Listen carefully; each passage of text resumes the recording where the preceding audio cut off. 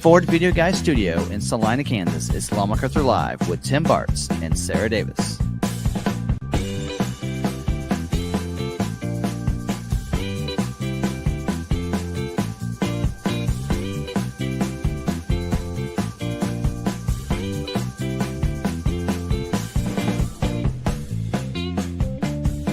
For all the information on ordering and production, Ford news, recalls, debunking all the fake news on social media, and whatever's on their mind, here's your hosts, Tim and Sarah.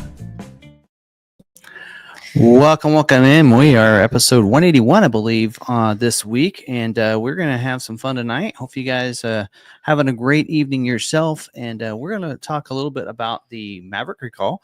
There's a lot of people have had a lot of questions about that, so we're going to answer all the different things regarding that. It's not one of the biggest recalls that's been out, but it's been the most talked about in the Maverick community, waiting for this, and there's several people that are having this issue with their Mavericks and such. So we're going to talk a little bit later in the episode, and if you are just jumping in the middle of our live stream, we tend to chit chat a little bit at the beginning. Yeah. This is a podcast. It's a live stream. That's usually the environment when you come and when you listen to a podcast, is just, the personalities and such of chatting and figuring out what's going on and everything. But later, if you are jumping in here, usually about the top of the hour. So about 1 hour in is when we get to the topic of the night.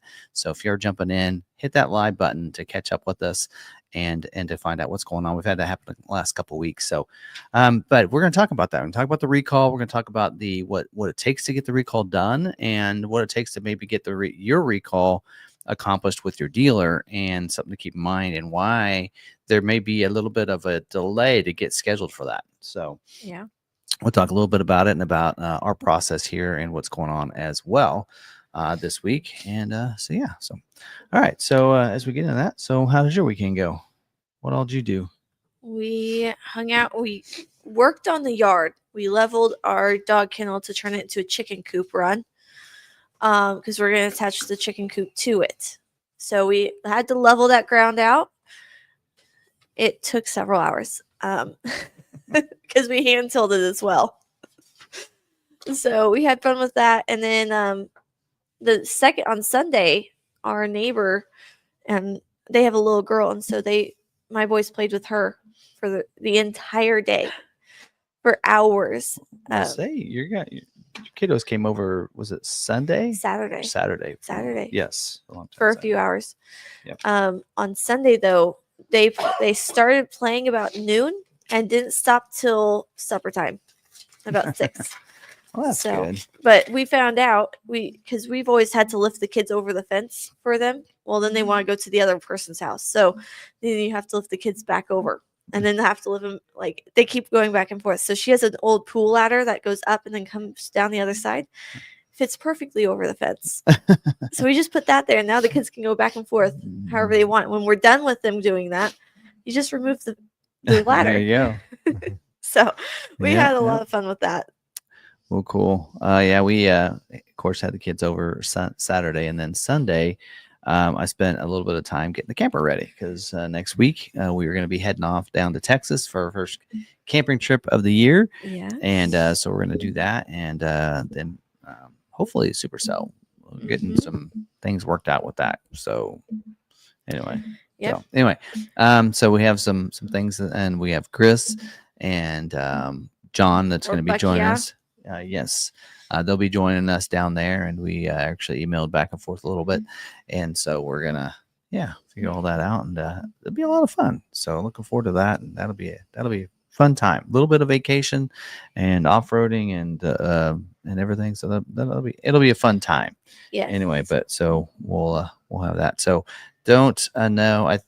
Next week's live stream, I actually have not decided yet whether or not it'll be live or recorded. So I'm thinking of recording it so that I can spend the evening getting ready for the leaving the next morning, so we can leave right away. Because typically when I do the live streams, I'm up till 12 o'clock, and everything, and I want to get an early start on Wednesday. So so we'll see. We don't know yet, but either way, there'll be information for everybody.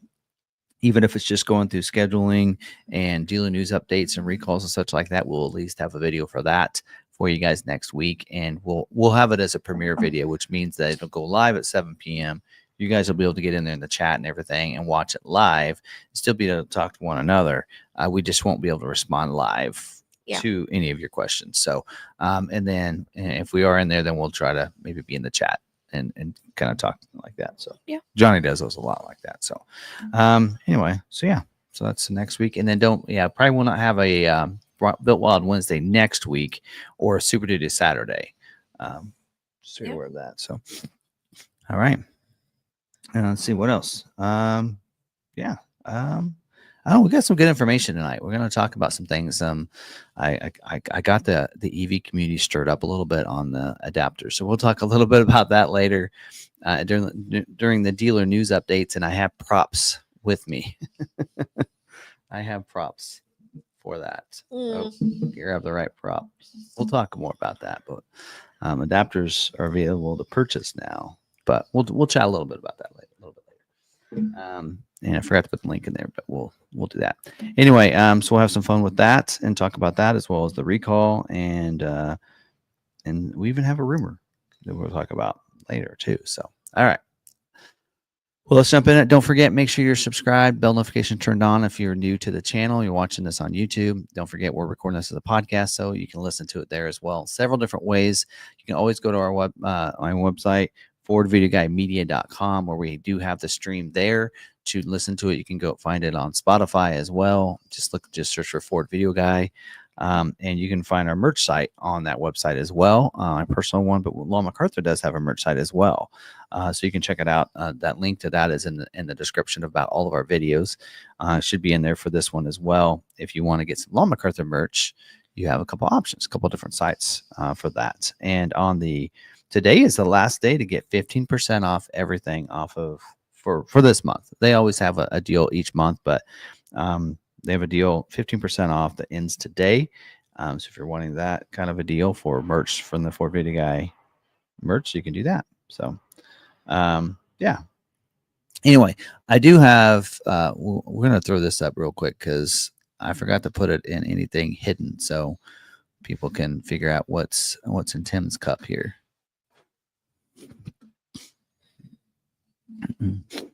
I got my pretty cup back.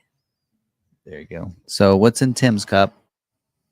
And I won't show you what my cup is because you'll know what it is. He doesn't have it in the cup. Yeah, it's not in the cup. So try to guess what I'll be drinking tonight. That'll be a little fun. And some of the members might already know that it's what it won't be, right? Anyway. So anyway, so there you go. So figure that out. And that's right. Zoom Jr. is at the Comfort Suites in Salina. Yes, I heard he's flew in this afternoon or tonight. And he's already at the hotel. And then he'll be at the dealership tomorrow morning. So all right. Yes. So anyway, he should just come over and join us. He's at Comfort Suite. Oh, he's over there where your sister works. Yes. He's across from Best Western. Yeah. So anyway, all right. So all right, but speaking of that, let's don't forget to, besides subscribing and such, we do have membership available. So if you want to become a member, you can do that. Yes, it's that join button beside the subscribe button. Once you click on it, you'll be able to see all the perks that you get. I need to go update those. Yep. So, I mean, we do a lot of things. If you're an iPhone user, you have to go to your web browser, go to the link, click the little A, big A, request desktop browser. At that point, you should be able to see it. Yep. And of course, all of our membership information is and special things are under the membership. If you're not a member, no big deal. We're still going to get all the great videos and everything else that you'd expect from this channel, the different reviews and that kind of stuff. You're not losing anything. Members are just gaining access to things that we do. Right. So we'll do a member live stream where we just chat with people. We just, hey, what's going on? What's going around the dealership? And you get more of an insight information of what it's like at a dealership. I do a lot walk and you get a hint of it at the beginning of this live stream when we're just chatting. Yeah. But that's what it's like in the member live. It's Yep. just us talking. And it's also the members that kind of enlighten me to some things, and some videos have come out, and some things we've talked about, like last week's video came from us just chatting in the video and doing my lot walk. Some of the little, I do Tim talks on my lot walk out there, and some things that just I think about, and some of those make it to videos, into live streams for the public, and some don't. So it's just kind of it's fun with the members. So there you go. So you can always access that. So, yeah. So there you go. And we get to highlight you in the chat on our live stream. So you ready for that? Yes. All right. All right. Gonna start out here. Clearance roller. Here on my phone. Wish me luck. Actually, we're going to talk a little bit. Clarence might clue in. We're going to talk a little bit later during the main topic about, not only we're going to talk about the recalls, but we're going to talk about other things that are still out on the Maverick and that deep sleep, because a lot of people are having issues with the deep sleep. So I have not really information to fix it, but information of why it's happening to your vehicle, right? So anyway. Go ahead. We have Ronald Smith. Good evening, Tim and Sarah, and everyone else on tonight's live stream. Brian Foster from slightly soggy Orange, California. I hope everyone is doing well. Ridgeview, our wonderful moderator, is here. He welcomes everyone into the chat. Lets me know who's new to the chat because he can keep track somehow. Anyways, so he helps us out a lot. Our other moderator Niles may not be able to make it tonight, but he might be popping in here and there. We have Brandon here. I saw you got stickers. You got stickers. Huh? Brandon got stickers. Brandon got stickers. Yeah. We need to trade. Yeah. I told him we'd send him ours. I need to write that down. Ronald Smith, good evening, Ridgeview. Donald says it's Tuesday. Alan is here, and I actually have it. That's Douglas. You said Donald. No. Yes. Alan, hello, everyone. Rushman, good evening. Ghosting. And Ford Enthusiast, evening all. I've just finished watching a scheduling video, new Bronco Sport allocations. Yep. Been refreshed for this week. This is the first week of new allocations. We have That's me. Steve Young and Rob Hallmark. Douglas Blair. Oh, we have Virginia in the house. Bucky is here. Yeah. Terry McGee. Good evening to all. Mike M says, what's in that cup? Or what's in Tim's cup? S. Waltz, good evening, Elm family. Stay humble and kind. Ridgeview likes your hat. Which I don't know if you can get it in the merch site right now for Ford. I don't know. I got it at the auto show like in Chicago like 3 years ago. Like the first year Maverick was there. So I've had it for a while. And they were asking where your cup was. Well, it's right here. So you've got to guess what's in the cup. It's Mountain actually Dew. a can. It's actually a can. Ooh, and it's not that much off of. There you go. Off screen. Yep. Alan was asking about the hat. Came from Ford March. Hi all. Now we are saying the 20th. So here there we go. All right. Zoom was in Comfort Suites. What's for dinner? Good dinners around here. Oh, do you need a place to go eat? Yes. So he doesn't have a car. He doesn't have a car. Well then, if you are okay with ordering DoorDash, yeah, we do DoorDash. Where you're at, there's not a lot. I mean, in that right area. across the highway, there is there's Wendy's over there. What's Ponchos, Wendy's. Wendy's. Is that Taco something? Taco John's.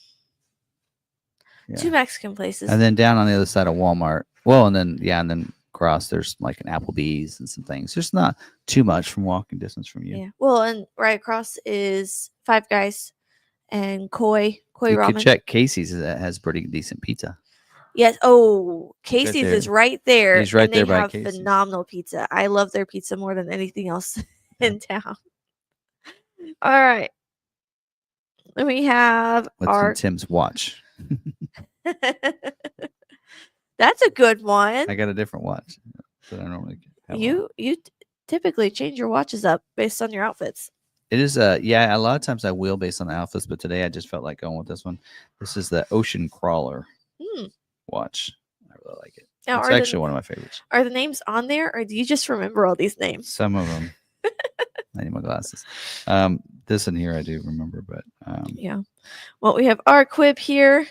S. Waltz. Tim is drinking an energy drink. I am. Oh. I all hope everyone's great. You know what's coming in April? The Masters and Supercell. Best month of the year. All right. Root beer? Nope. Hey, am I late? Not quite.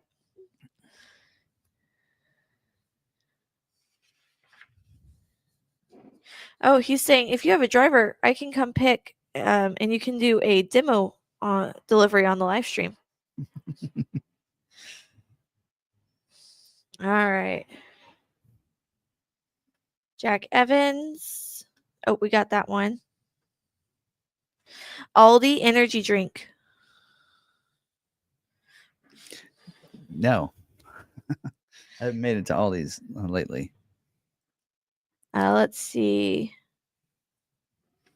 Oh, I hate these. Okay. My computer wants to update right this second. I'm saying remind me tomorrow, and it keeps popping back up. Let's see. Yep, Zoom is with MJ. Wait, nope. Monster.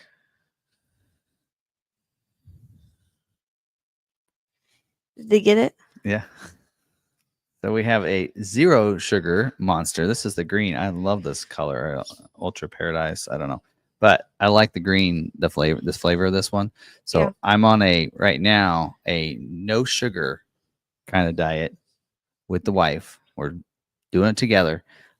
So 0 sugar, which it's and not necessarily 0 sugar. It's like no added sugar. Like we're not need to add any more sugar to the diet. So like a lot of, I have coffee with cream. Usually some sort of flavored creamer. Well, I've got to go with a no sugar added creamer, and trying to kick, candies. That's a hard one for me. So no candies and such like that. So I'm trying to find, it's like, what can I get that's sweet to give me that sweet appetite that I have. And yeah. So anyway, this morning I had yogurt with a smoothie, and it's a Greek yogurt, 0 sugar added. Yeah. Yogurt with some fruit in it. So I had that. So what was the drink from the military base? That was G Fuel. You were getting G Fuel, and you would get it from the base. Yeah. And G Fuel is no sugar added. Mm-hmm. They're really big into natural flavors and everything. So I do actually have some G Fuel coming, and a little powder form that I can put in water. So it's just to hydrate and add that. I have some single packets in my desk. Would you like them? Anyway, I have some of that coming, but one thing I did figure out. Well, actually, that didn't happen this weekend, but it last night I purchased a mower. Finally. I was going to ask if you were going to get to that, because everyone's wondering. Yep, I did. Everyone's wondering. I did purchase and pulled the trigger on a mower, Greenworks, 0 turn riding lawnmower, all electric. Yes. So yeah, we'll be at a great deal. Now, yes, at a very good deal. So if you ever go to like their website, and don't purchase the first time you go there. So like I went to their site, looked around, figured out what I wanted. Actually, it was at the Tractor Supply is right here. I'll be getting a trailer from them. So I was on their site, and they carry Greenworks instead of like Ego. And so I looked at theirs and on theirs, and they don't have them in store, but you can order them and have them delivered to the store, that kind of thing. I was like, well, I could do that. And so then I saw it was Greenworks. And so I just was searching Greenworks, and I went right to their website.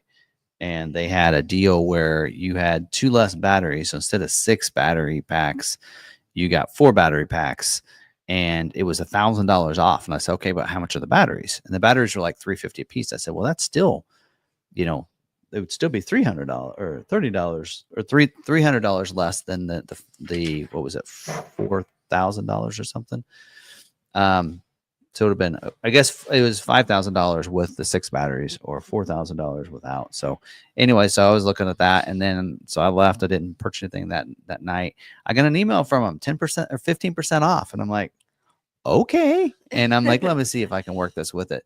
So That's what I I found. activated the code Yeah. and put the code in, and I did. I got $500 off. So it ended up being $1,500 off. So I got 0 turn electric mower for $3,500 with the tax and shipping. Yeah. That's what I found. If you're ever shopping for something, put things in your cart, but then leave.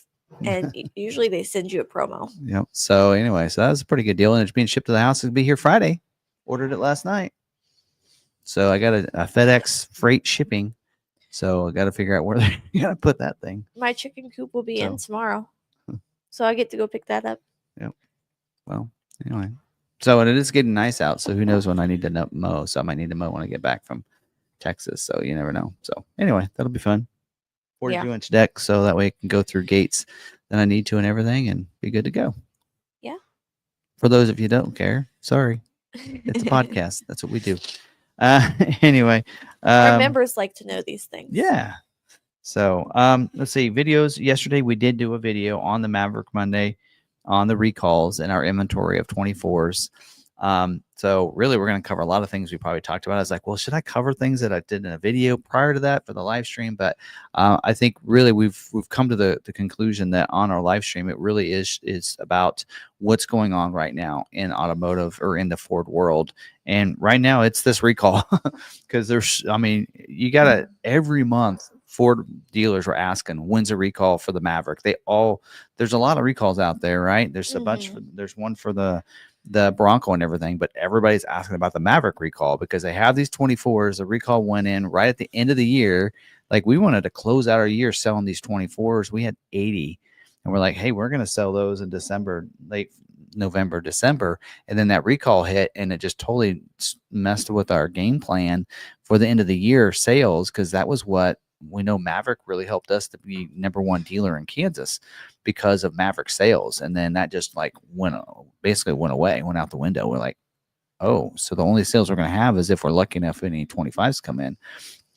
So to finally get it, we thought it was important to talk about it and the live stream here. So there we go. So that's why we're doing that. So, but we'll bring in some new things like talking about, the deep sleep, because a lot of people with especially hybrid Mavericks are having issues with their vehicle going in deep sleep and needing to put them on a charger and different things like that. So yeah. So anyway, so we'll get into that. What else? Done all the members stuff? Yeah. Don't forget about some of the channels that we like to visit. And some of those people, All Train Nation moved their live stream to Friday to Sunday night. So check that out. I was on a little bit this last Sunday night, but was working on some other things at the same time. So I watched for a little bit and such. And then you got Johnny's Car Care Reviews, which he really covers a lot of Maverick stuff. I guess he's been doing some other stuff as well. And then we do have... don't forget about, of course, our All Women Driven YouTube channel. And don't forget her podcast that you can find on Spotify as well. And then we do have Turned Down for What. That's a new one I've been kind of listening to. Thursday nights, they live stream about electric and EV vehicles. So I'm sure they'll talk about these chargers and such. Yeah. The adapters, I mean. And then, of course, there's many other channels too. Your Bird Dog over Off-Road Adventures, I think is what his is. So his is a good one. He's down in Arizona and he does some off-roading. So you can tell a lot of ones I watch off-roading channels and everything. So there's a bunch of others. And don't forget about one of our members. Can't forget about him. RagnarCon has a channel as well that he does videos, not quite once a week, but when he gets a chance to do them or when there's more news or something like that, he does some videos on his Bronco and such, Bronco community. So there you go. All right. So with that, let's get into a good dealer moment. You have one? Not one. Do your mails. All right. We'll do this while you're figuring that out. So let's see. I did tell him what was in my cup. Yeah. Okay. So this in here is from Ohio. What's funny is it's from Kansas, Ohio. So the city is called Kansas. Believe that. Yeah, heard of that before? Kansas, Ohio. I hadn't. So there you go. So they have their patch and sticker that has their. I like these here. They have the states. I'm collecting those. Actually, I think I'm going to get another one of these backdrops right here. That's all patches right there. It's full. That one's almost full on the other side behind Sarah. But I'm thinking I'm going to take these and put them over there. And then I'm making one that's just the United States and trying to put the patches on there based on where they're at in the United States. I think that'd be fun. Anyway, so this in here, we'll get you the I don't see it on here. So we'll get you if you check my social, my Instagram, then you'll see I'll post pictures of that later, probably tomorrow. I better put that there so I know whose that is. And then we'll get this other one here is from Massachusetts. I don't think I've gotten one from Massachusetts before. Hopefully it's a state one. Oh, it's the Bronco. Oh, Cookie Monster. That's pretty cool. So I got a Cookie Monster there, and this is Sid the Bronco, and there's underscore between each word. So there you go. Also do the chip. I don't do the chip, but I have something special coming. I got it today. Oh, you got. Oh, I haven't seen that one.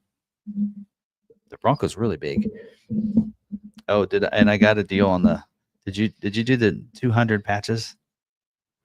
Yes. He cut me a deal because I said no. And so then he cut me a deal a little bit better. So anyway, I got a lot of patches coming for the Bronco. I have not only the Bronco, but he tried to cut me an even better deal than what he offered me. So yeah, so pretty good deal though. I mean, what ended up being 200? Did you get 200? Yes. Mine's 200 for $200. Okay, I did 200 for $220. And then I Yes. have another 100 at $130. So mine was. Oh, so he's got both yours ready? No, the other one's not quite ready. But is he doing the same thing on it though, or something similar? Yeah. Anyway, Possibly. pretty good deal. That's $1 a patch. Yeah. When you're said and done. So Well, anyway, with mine it's still at $220. That's still. And I will say less than $1.50 now. per patch. Do know that if you're doing patches, it takes like 2 months to process this. Over 2 months. Yeah, so we've been over a month, and they're not shipped yet, and they're not completely done printed yet, right? And or produced yet. But anyway, so that's fun. So I have the state one as well as the Bronco.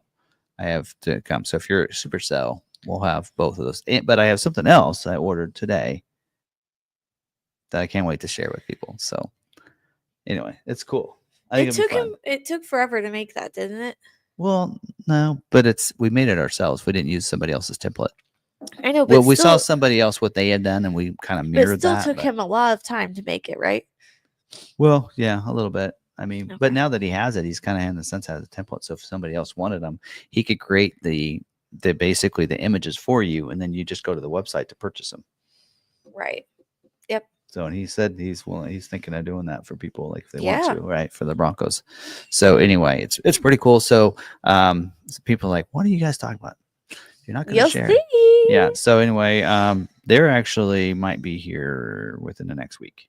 So maybe next week I can share or the week after. So anyway, and we'll have those. And I ordered 1 or 200 of those. They ordered 100 of those. So anyway, so Supercell, I'll have all kinds of stuff to go out. So anyway, I'll send some of my stuff with you too. Yep. All right. Let's see what else. Yeah, good deal of moment. I do. You ready? Hold on. Where's that at? All right. Now this one's in Kansas. Oh, okay. Kingman, Kansas. You know where that's at? Yeah, I didn't know they had a dealer. Newberry Farm Motors. So it's not a Ford deal. Ford Not franchise. specific Ford. All right. That's fine. This is a small dealership that counts on repeat business and has large-scale competition within 30 miles. In over 40 years of purchasing both personal and business vehicles, they have always been quick to respond and support my needs. Sometimes they are not the cheapest, but they are always the best when it comes to service and support. They once lent me a new battery when the correct one wasn't available. There you go. So, if you are in the Kingman, Kansas area. That's not too far for us. No. Which is probably why they have huge competition. All right. Okay. Well, let's just rock on along. we'll get into scheduling here for a little bit. Post any questions you might have about scheduling, whether you watched the video earlier or not. I'll just a quick recap while she kind of looks through and see if we have any questions on scheduling itself and everything. Actually, I did a short go live too right before the live stream that we talked about last week about allocations and how it works and how the breakout, because people asked if F450s figured into regular Super Duty allocations, how that all works. And so actually I have our allocations numbers on everything up here. And so the new allocations start and are counted for this week. This is the first week for March allocations that dealers have earned to be used for those May production dates. And in some cases, it's not even May. Some models, it's still even April. So about every model is scheduling this week. And they're all scheduling for those May production dates.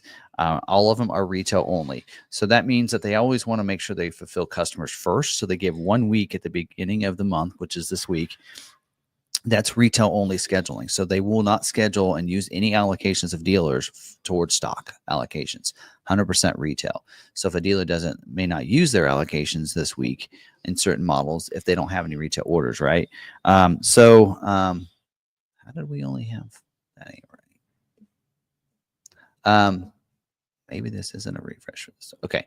Mustang is scheduling, Escape is scheduling, Bronco Sport is scheduling, Bronco is scheduling, and they're scheduling not only retail, but also Raptor and Strop orders. So when I say Raptors, that may not be a retail order. It could be a stock order for a dealer. Mach-e, retail scheduling, Explorer. Expedition is not scheduling. It's probably the only one that's not. Maverick is scheduling. Ranger is scheduling.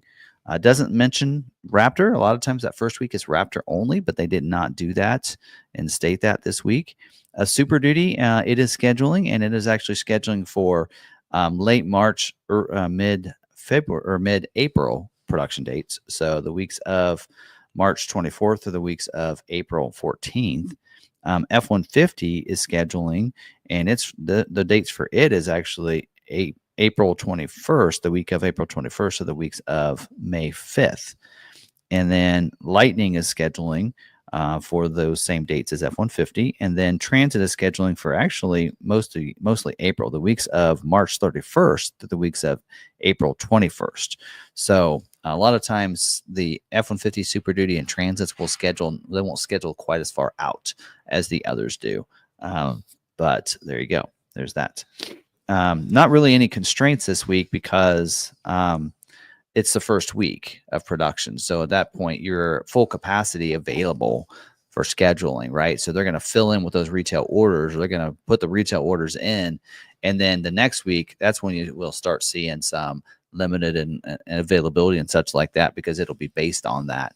Now, what that exception is that on Super Duty and F-150, where they do have some of that, because they're not starting at a full production month, they've already scheduled some of April. And for that reason, there are some constraints. Super Duty King Ranch is very limited exhaust availability, as well as the 18-inch Sparkle Silver paint aluminum wheel, which I think is the one that's standard on XLT. And then also the tire that's on the F4. No, actually, it says F600 tire for the XL and XLT. Now on F-150, the very limited exhaust availability is the 3.5 gas engine Raptor R trimmer, and then limited availability for the 5.0 liter gas and the XLT black appearance package wheel. So, and then they are needing some orders for XL and STX with the 2.7 and Lariats with the hybrid. I know on the Lightning, it does say in here, best availability is the XLT, the Lariat, and the Platinum version without the Dark Elements package. That the one that's really very limited exhaust availability is that Flash Edition. And we'll talk more about that in a little bit and why that's probably pretty capped, because that's what most dealers are ordering. I know most people, they want that extended range on when it comes to the Lightning. Transit, there's not really any major constraints. Limit availability for the four-wheel drive. So, but everything else is pretty good and good to go with no major restrictions. Maverick, they did say they can really use some XLT orders with the FX4 package. So they're needing, that'd be EcoBoost. And then on the Bronco Sport, they're needing that Black Diamond off-road package. So anyway, so there you go. So, all right. So with that in mind, give me your questions. You got any in there? Yes, I was just No dead air. replying to Brandon Jones. Okay. Or the Allen's stickers down there where they can't see it. Yep. It is. So, all right.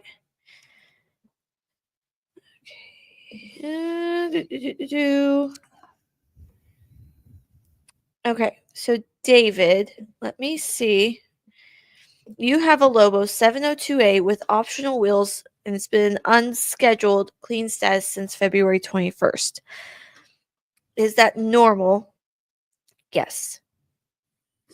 Yep. So he is new to our channel. He's catching up on videos. So he hasn't been, says first time live, been enjoying past episodes over the last few weeks. So hasn't been a long time watcher. Well, thanks for joining us, though. Says, I'm here tonight to try and understand Maverick production scheduling and how it applies to my order. Yep. So if your dealer has allocations, they can get you a Lobo. Yep. And this first week is where it's really, really important because a lot like for us, we have, we turned down a lot of allocations. In fact, we turned down we turned down a bunch of allocations for Maverick this month, but we do get 6 allocations this month. So anybody that put in a retail order, up before now, the retails are going to be scheduled first. So, this week we could use all 6 of our allocations if we had 6 orders. So like for your dealer, it really comes down to the fact that how many allocations do they get this month, which they'll get available for this first week.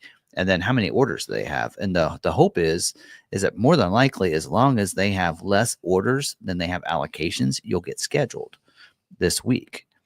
So that's the kicker. So if you don't get scheduled this week, then I would be, that might be the situation where your dealer has lower number of allocations than they have orders.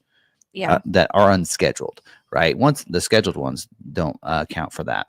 And then here's one of those things, and you can have that conversation with your dealer tomorrow and say, so how many unscheduled orders are in your order bank? And if it's more than, and then how many allocations, if it's more than that, a way to maybe move you up, it's because the second thing that's looked at other than allocations is your configuration, right? And some of the things that can hurt your configuration is if you have some things that are low production amount or low capacity.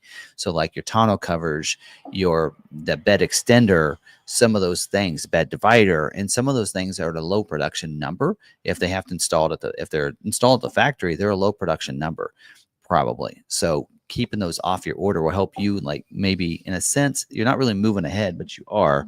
They're going to look at your order before they look at somebody that has 2 or 3 of those items on there that they know would be more difficult to get done. But really, as long as your dealer has more allocations than they have orders, it shouldn't matter because they want to schedule those retails first. Yeah. So. John, do you have plug-in Maverick order dates? So plug-in Maverick has not been established. No, there is not a plug-in Maverick. So. All right. And people that are saying that there is, that means it's just hearsay at this point. It's speculation. I mean, somebody could say 2026 Maverick is going to be plug-in. They're just guessing. I can tell you that for a fact. Ford has not come out and said anything because there's somebody that I talked to that will give me that information if that's true. So at this point, it might be true, but again, it's just speculation. Yeah. At this point, there has been no confirmation that 26 Maverick will be plug-in. Yep. Jason Smith said his lightning bolt will be there in 2 hours. Sweet. All right. So he said Austin. He's having it shipped to him. Yep. Yeah. Austin said he said Austin was great to work with. Oh, good. Good. We've had several of those. Those are selling pretty good. We're almost out of our 24s. Yeah. And then we're on to 25s are starting to come out and be available. And we had some come through pictures today. Yeah. A couple. So Jeff said, any idea when 25 expeditions will start to ship? It's a great question. I know mine's built and it's not shipping. Somebody posted in the Expedition Facebook group that they have an ETA. So like right now, all of them will say to be determined and they'll say off-site, right? Or something like that. me personally, I think that it's going to be like mid next month or mid this month, sometime middle of this month, because all the other vehicles, when they have a new either even a redesign or even a refresh, Maverick, 5 weeks is how long it was before they started shipping them out after they started production. So I wouldn't be surprised. I think like all of our build dates were the week of February 24th, but I think they might have produced some the week before that. So let's say some were made that week. So they might ship out some, let's say it's 4 weeks. It could be next week. Maybe they might start shipping them out. So we'll see. I'll keep you posted because mine's still not shipped yet. So, Yeah. and I was built that first week, I think, or second week. Yeah. So, all right. Yep. Oh, Jason's brownies got to him before the truck did. They're doing brownies now. yes. Did you know that? Yes. So no more cookies, Ragnarcon. We did a different You company. can only get brownies. The brownies. Can you tell the difference between Colorado and Wyoming's shaped patch? Colorado's square. So is Wyoming. Isn't Wyoming taller than Yes. Colorado? Colorado's a little bit wider. We look at the address and we just know. Make sure we put them in the right place. Yeah, I know. I'm like, how am I going to know if they don't have their... I'm like, okay. Because some of them, yeah. I got a lot of Texas You gotta look ones. at a map. I got a lot of Texas ones up there. Yeah, Texas really likes their shape. I mean, there's Colorado, but they did the mountains on top of it. Yeah, that wouldn't... Yep. Anyway. Anyways, can anyone tell me what the purpose of the T-shaped slot in the back of the center console is for in Maverick? The T-shape. Oh, yeah. That's the fits slot. Yes. That's what they're the talking fit about. Kit. The fit kit. So that's an accessory kit that you can purchase, or you can have 3D. There's some companies out there that you can, they have a bunch of things for sale. Basically, you can get that 3D print and put that in there. They're starting to do that for the Bronco now. Yeah. And that was supposed to be here this week. I've got to talk to Blake. I think he's dropping the ball on getting my fit kit here. I got a Bronco fit kit. Is it the same fit kit from the Maverick? So it won't work? No, this in Okay. here bolts onto the console. I have It's actually not. I have part of my fit slot. kit left over from when I had the Maverick, and I was going to give it to Jolie, so it's sitting in my garage right now. Yeah, this in here, I think it looks like you take the handle off and bolt it on there on the console. So different ones you can. Oh, so I okay. think you bolt on the little thing for it to go into, and then you can take them in and out. Okay. So you put it. I got you. So it's on the front console, not the back console, from what I understand. So Larry has a vehicle at the shipyard, and he's wondering what's the holdup between rail yard and dealership. Now I believe he said it's only 60 miles away from his dealer. Mm-hmm. So a couple things could be it got brought in, and a whole bunch of other vehicles were brought in at the same time, and it got buried. Or we've seen the battery die. Well, a lot of times it's not it's pretty typical for it to be 2 weeks before. Like we've had Lobos at Kansas City for 2 weeks. Yeah. So it's really like a lot of times when we say it takes 4 weeks to get it from the factory to you once it ships, is that it really takes 1 week or less to get from wherever it is to, I mean, those trains go fast. Yeah. It does not take long at all. The trains are efficient. Well, they run at night, right? They don't have, but it usually doesn't take but a week to get it from there to about anywhere in the country into that rail yard. So 100 and some miles from Kansas City. 180 to the airport. Yeah. So it's pretty typical for it to sit at the rail yard nearest your dealership for 2 weeks. And part of it's a bottleneck. I mean, they have all these coming in, and like for now, depends on, I guess, which one you're at. Kansas City's real big because you have this rail yard where all the ones are coming into it, but also they have a plant in Kansas City too. Yes. So it's difficult for all the transport drivers, the convoys to ship out. What I've noticed is that they have shipping hubs of rail yards where they'll like put them in certain places or ship them to a specific rail yard. But you have to remember, it's not servicing just one dealership. It's servicing all the dealership in its area. Yep. So That's for one thing is that for us, we got Kansas City, which services the dealerships in Kansas, but also in Missouri, and also in Missouri. or like I mean, Nebraska. Missouri, Nebraska. I was looking up, Like, but yeah, there's a Nebraska, bunch of them. yeah. What's Caddy Corner? Iowa. Iowa. So it's servicing all those areas around it. So anyway, so yeah, that's pretty typical. I mean, it's yeah. So Anyways, do you have any 801 F-150 Raptors incoming? Looking for one without the moonroof. I don't know. Well, you know, Ford was asking for orders without the moonroof on those for a long time. We probably do. I actually keep a copy of all the orders and what's coming in or where they're at. I didn't check this last week. Normally that's my Sunday night activity is I sit down and I go through orders and I look them all up and see where they're at. Let's see here. There's an 801A, and I don't know if this is actually for a customer, so that one's not going to be available. But that one is produced, but it's been on hold for a little while at the plant. We got a lot of lightning bolts. I got an 802A and 803A. There's an 801A. It's a stock one, it says, but it does have a T19C, which usually tells me it might be a stock, but it looks like it might be for a customer with that stock number. But that one there was supposed to be built last week, so that could be coming in. There's an 802A. There's a bunch of 801As. There's 3 or 4. There's 4 that could be coming in. It looks like they're probably not accounted for.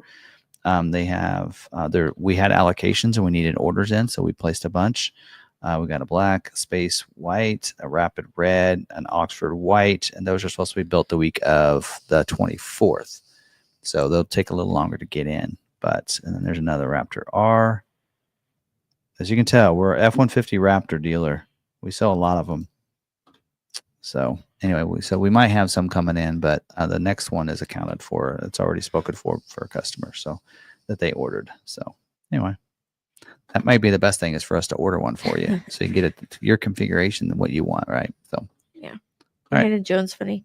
It coming from the rail, unless there's 2 hailstorms that can cause delays. Well, a lot of times we'll see too is we'll get a truckload at a time. They won't just like drop 1 or 2 vehicles off at us and then move on to the next dealer. We will get a whole truckload that'll be all of our trucks, and it might be a variety of things. So sometimes we'll see a whole truckload of Mavericks, but other times we'll see like maybe a couple of one model, a couple of another model, right? And so they'll probably like say, hey, well, here we got this. We have 9 or 6 for McArthur, so let's make a truck for them, and let's make a truck for that dealer or whatever. So that sometimes that happens, and if you're bigger dealers, you see that happen. But smaller dealers, they'll get multiple dealerships on a truckload, and they have to take several stops. But so, all right. Any other questions on scheduling? Yes. Did Lon McArthur get Ranger Raptor allocations this month? He ordered his mid-October. Yes, we're talking to them because Ford told us the head of our region, KC region, we were like, hey, we have some Raptor allocations, 24 model year, right? And they're like, yeah, go ahead. And, I said, well, we'll take orders and we'll do a special deal and we'll get you orders. And they said, yeah, go ahead. We'll get them fulfilled for you. You guys can be a good Ranger Raptor dealer. And they have not fulfilled that yet. So it's like like we said, you're making us look bad because you told us, go ahead, get the orders and we will get you the allocations. And they're not following through on their promise. And so we're working with them on that. We were told we were going to get like 5 allocations this month, and we've received 1. So we don't know if they'll pull some strings and get us others in other weeks, because typically what you have for the beginning of the month is what you get for the month. And at this point, it's 1. Ridiculous. Yes.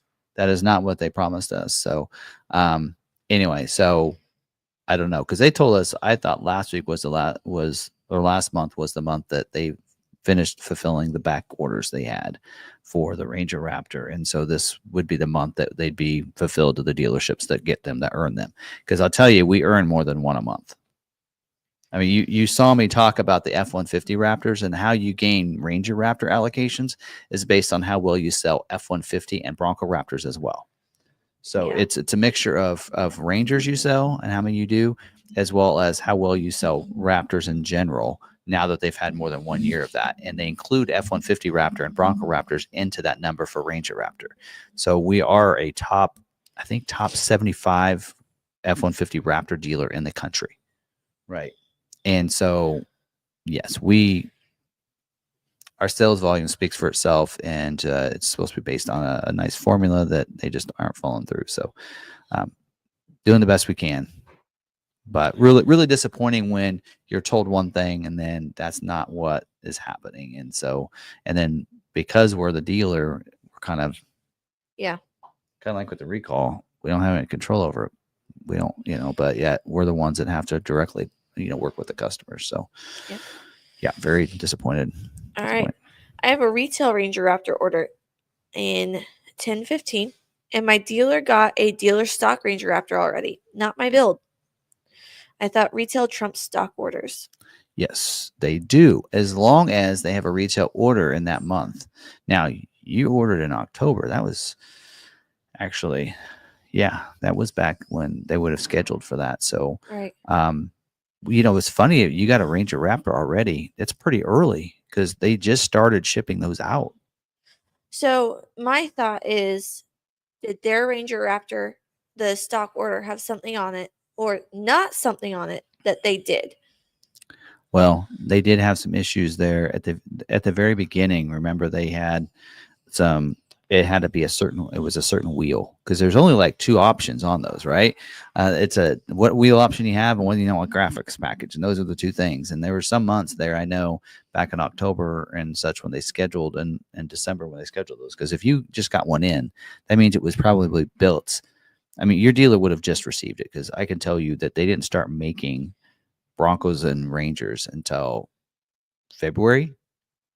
So you're just getting some of the very first built ones. So if your dealer's got a 25 model year, hub lock wheels. You mean the beadlock? Yes. So, I mean, for your dealer to have one this early, it would have to have been one of the first ones built, because it would have been February. So remember, when they scheduled February, it was 2 months in advance. So going back, they have been scheduled for February, January, December. Would have been scheduled in December or November. This order should have been looked at. That is crazy. But yeah, typically that's the way it works. And the question is it when you say it's a stock, it could have been, make sure it's not a green window sticker. If it's a green window sticker, that is actually was ordered as a retail. Yes, because we have that happen where we have retail orders in for customers and they back out on it. Mm-hmm. Therefore, it then turns into stock, but still has the green window sticker from being custom ordered. Yeah, that's what I'd be looking at there, but because they shouldn't have, because like I said, especially on Ranger Raptor, it'd be one of those, unless that was an order that was like due to them because of not getting their allocations in 24 model year, and so they might have gotten that ahead. I'm not sure, but anyway, there you go. Yeah. All right, let me check. Anything else? No, we can move on. Yep. The other questions, if you've asked a question, I've most likely pulled it aside and I'm saving it. Yeah, we're going to talk about dealer news updates next. Yep. And we'll get into more of that. And then, of course, if you still have questions on that, just let us know that. So, actually, Raptor window stickers, I forgot about that. Raptor window stickers are going to be like orange or red. Oh, that's right. Regardless. I forgot about that. Yep. Ooh. That is true. So they won't be green. So, I mean, there's only one way of knowing for sure. On the window sticker itself, there is a number, and that's going to tell you if it was ordered as a retail or a stock. There's a 1 or a 2, and that's how you would tell whether or not it was a stock or a retail order. Yeah. That it's on their lot doesn't necessarily mean anything, because like Sarah said, if somebody ordered one and they didn't take it, then it would become available and show on their website, right? So, and also if it's showing on their website, sometimes those. The retailers shouldn't show on their websites. It depends on the dealer, actually, Yes. because I have our website tied down. I said I don't want to see any retail orders on our website. Some dealers don't do it that way, so their website might show any of Well, those. they got it in 3 days ago. So, So it's there. So it's not on their website and just not arrived yet. No, it is on their lot. I don't know. Interesting. Probably somebody turned. Probably it was for somebody and they turned it down. Yep. All right. All right. Moving on. It's hard to tell. There's a lot to the scenario, when you talk about that. You just never know. Okay, I only have a couple items of dealer news. Actually, I have 4. All right, 4 items of dealer news to talk about here. This first one is on the Escape. So Escape got some MSRP discount packages added coming their way. And so it says in here, vehicles that are currently in stock will be re-invoiced beginning March 7th, 2025.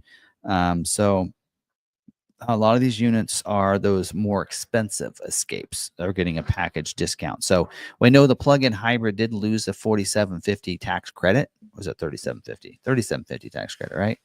Ooh, $37.50 tax credit. They did not. They lost that for this year, for this calendar year, and to maybe help out a little bit, they're given a $1,000 package discount for the plug-in hybrid. When I say package discount, that means if you look on the window sticker, you'll see a high MSRP and you'll see a discount package, and then the bottom number will be that number you'll see with that $1,000 discount. We're seeing that with the Black Diamond off-road package on the Bronco Sports, where they get like a $750 taken off of theirs. So it's kind of the same principle. Now on the plug-in, on the hybrid and the ST line Elite, it says hybrid, platinum, and ST line Elites, $600 package discount, and then the 2.0, the 2.0 liter platinum and ST line Elites also getting a $600 package discount on theirs as well. So you'll see that coming down off that. We see that a lot on F-150 XLTs with the 302A package. We'll get a couple grand. Right now on F-150, the hybrid gets a $1,900 package discount on them as well. So so there you go. So there's that. They do have some of the advantages. Trying to tell dealers, here's how to market these. Here's your advantages on plug-in hybrid and why you should, some things to highlight for your customers. I won't go through all that with you guys though. All right, this next one is, I'll put this down here, is on the, actually we talked about that. Let me talk about this one first. All right, so this one came out on the Bronco Sport. So we have mentioned on the Bronco Sport and the Maverick that they're getting a gas filter, right? And so there is a special emission system that can be ordered for the Bronco Sport. So this is on the Bronco Sport only. And this is there's an order code 425 that can be added to a Bronco Sport for those green states. So it's intended for green states. So if you're one of those, what do they call them, a carb state, right? Then you can put this on there. So that way your 50 states emission system. And I believe that means it does have the gas filter on it, on these. And so they have opened this up. I think this is for the 1.5 liter, and the 2.0 is supposed to be coming for job 3. But it does say in here that the 50 state, because they wanted to, this is really for dealers, because if they order them and they have that 425 on there and they're not in a green state or a border to a green state, then they won't let them order that on there. So, which is a shame, because that means that if we want to sell a vehicle to, I think if the customer, if it's a retail order, it's different. If they're in California ordering from us, then we should be able to add this. Actually, we can add it anyway, because we border a green state, because Colorado's a green state. But here's the list. Basically, it says that if you, the 50 state emission system option 425 in the order guide is intended for green states. Ford is implementing a control on this option. If your dealership is in a federal state that's listed below and attempts to add this option to a stock Bronco Sport, you will receive a pop-up in Webdo when submitting your order that will ask you to remove this option. This option is intended for green states and bordering states only. So the ones that are not in a green state and don't border a green state, there's 16 states. So Alabama, Alaska, Arkansas, Florida, Georgia, Hawaii, Illinois, Indiana, Louisiana, Michigan, Mississippi, Missouri, Montana, Nebraska, South Carolina, and Texas. So Kansas is not on the list. We're not a green state, but we border Colorado, which is a green state. So that is why we're on there, but Missouri is on this list, but we're not, is that we border one of those other states. So that's very interesting. So, which allows us to be able to put it on our orders if we want to. So there you go. Anyway, in case you guys wondered, this is more for dealers than anything. All right, this next one has to do with the replenishment centers. We talked about this last week, actually. Yeah. There's a bulletin that came out a couple days after our live stream. And it says in here, as previously announced during the NADA earlier in the year, the RRC, which stands for the Retail Replenishment Centers for F-150 Lightning, that pilot for certain model year F-150 Lightnings has concluded. Beginning with April 2025 production wholesale, dealers are offered Lightning allocations through their normal wholesale process. In addition to the April 2025 wholesale, however, there is 2025 model year production built and available at the Flat Rock, Michigan RRC, which we mentioned that last week. Right. So we knew that. So job 1 of the Lightning, so dealers couldn't order until job 2. The job 1 Lightnings will be sitting at the Flat Rock, Michigan RRC. So we'll have one location for those. It says all dealers will have access to the available 25 model year F-150 Lightning RRC inventory, and Ford is launching the new Ford Direct wholesale tool. So we have a locator system. So we're able to actually look at and see what dealers have around the country if we want to do a dealer trade with somebody. And so what they've done is they've added this RRC location and a tab into the locator system for dealers. It says that starts today. I will tell you, I did look in there today. There's no inventory in there. So even though the tab is live, the inventory is not live. So we can't see the inventory yet. But it did say that basically, mostly, well, it does say, in addition to the launch of this new tool, every dealer will be offered one pre-built 2025 F-150 Lightning Flash. Your zone managers will contact you the week of March 10th with the F-150 Flash offering for you. So there you go. So just like we talked about last week, we kind of assumed that because that's what I had heard. So there is, all the RRCs have been pretty much concluded and they've been moved. Some of that inventory might have been moved to the Michigan Flat Rock. But if you're a dealer out there and you need an inventory, or if you want to get one, you can talk to your dealer and they can grab those. It'll probably take, it says, 2 weeks for it to get from them to you.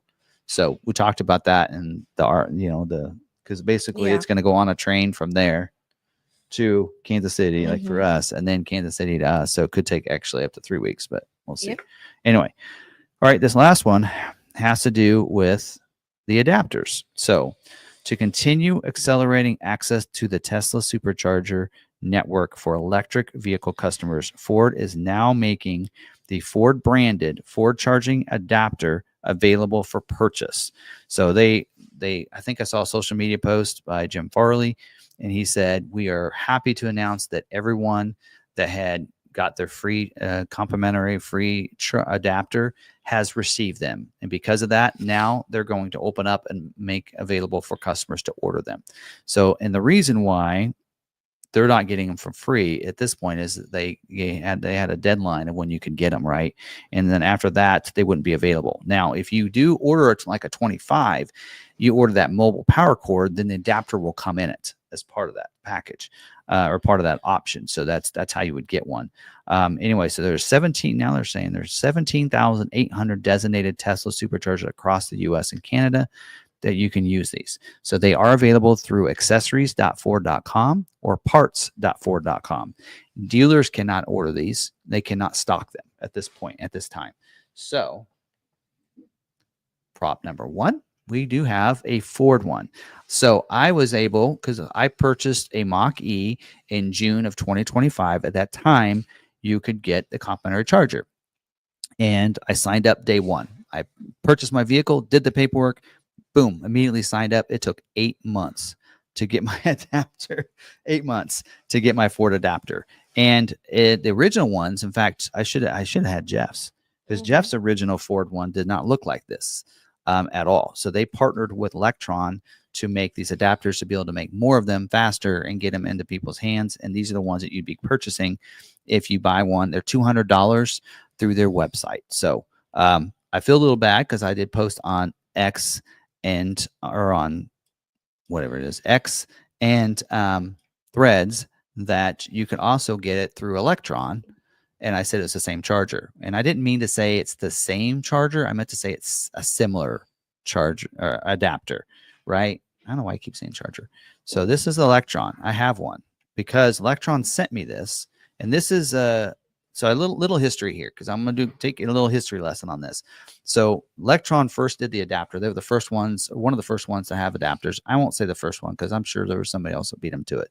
But Lectron had these adapters available to people once Ford announced it for any of the ones with the CCS adapter, right? Plug to go in for a Tesla.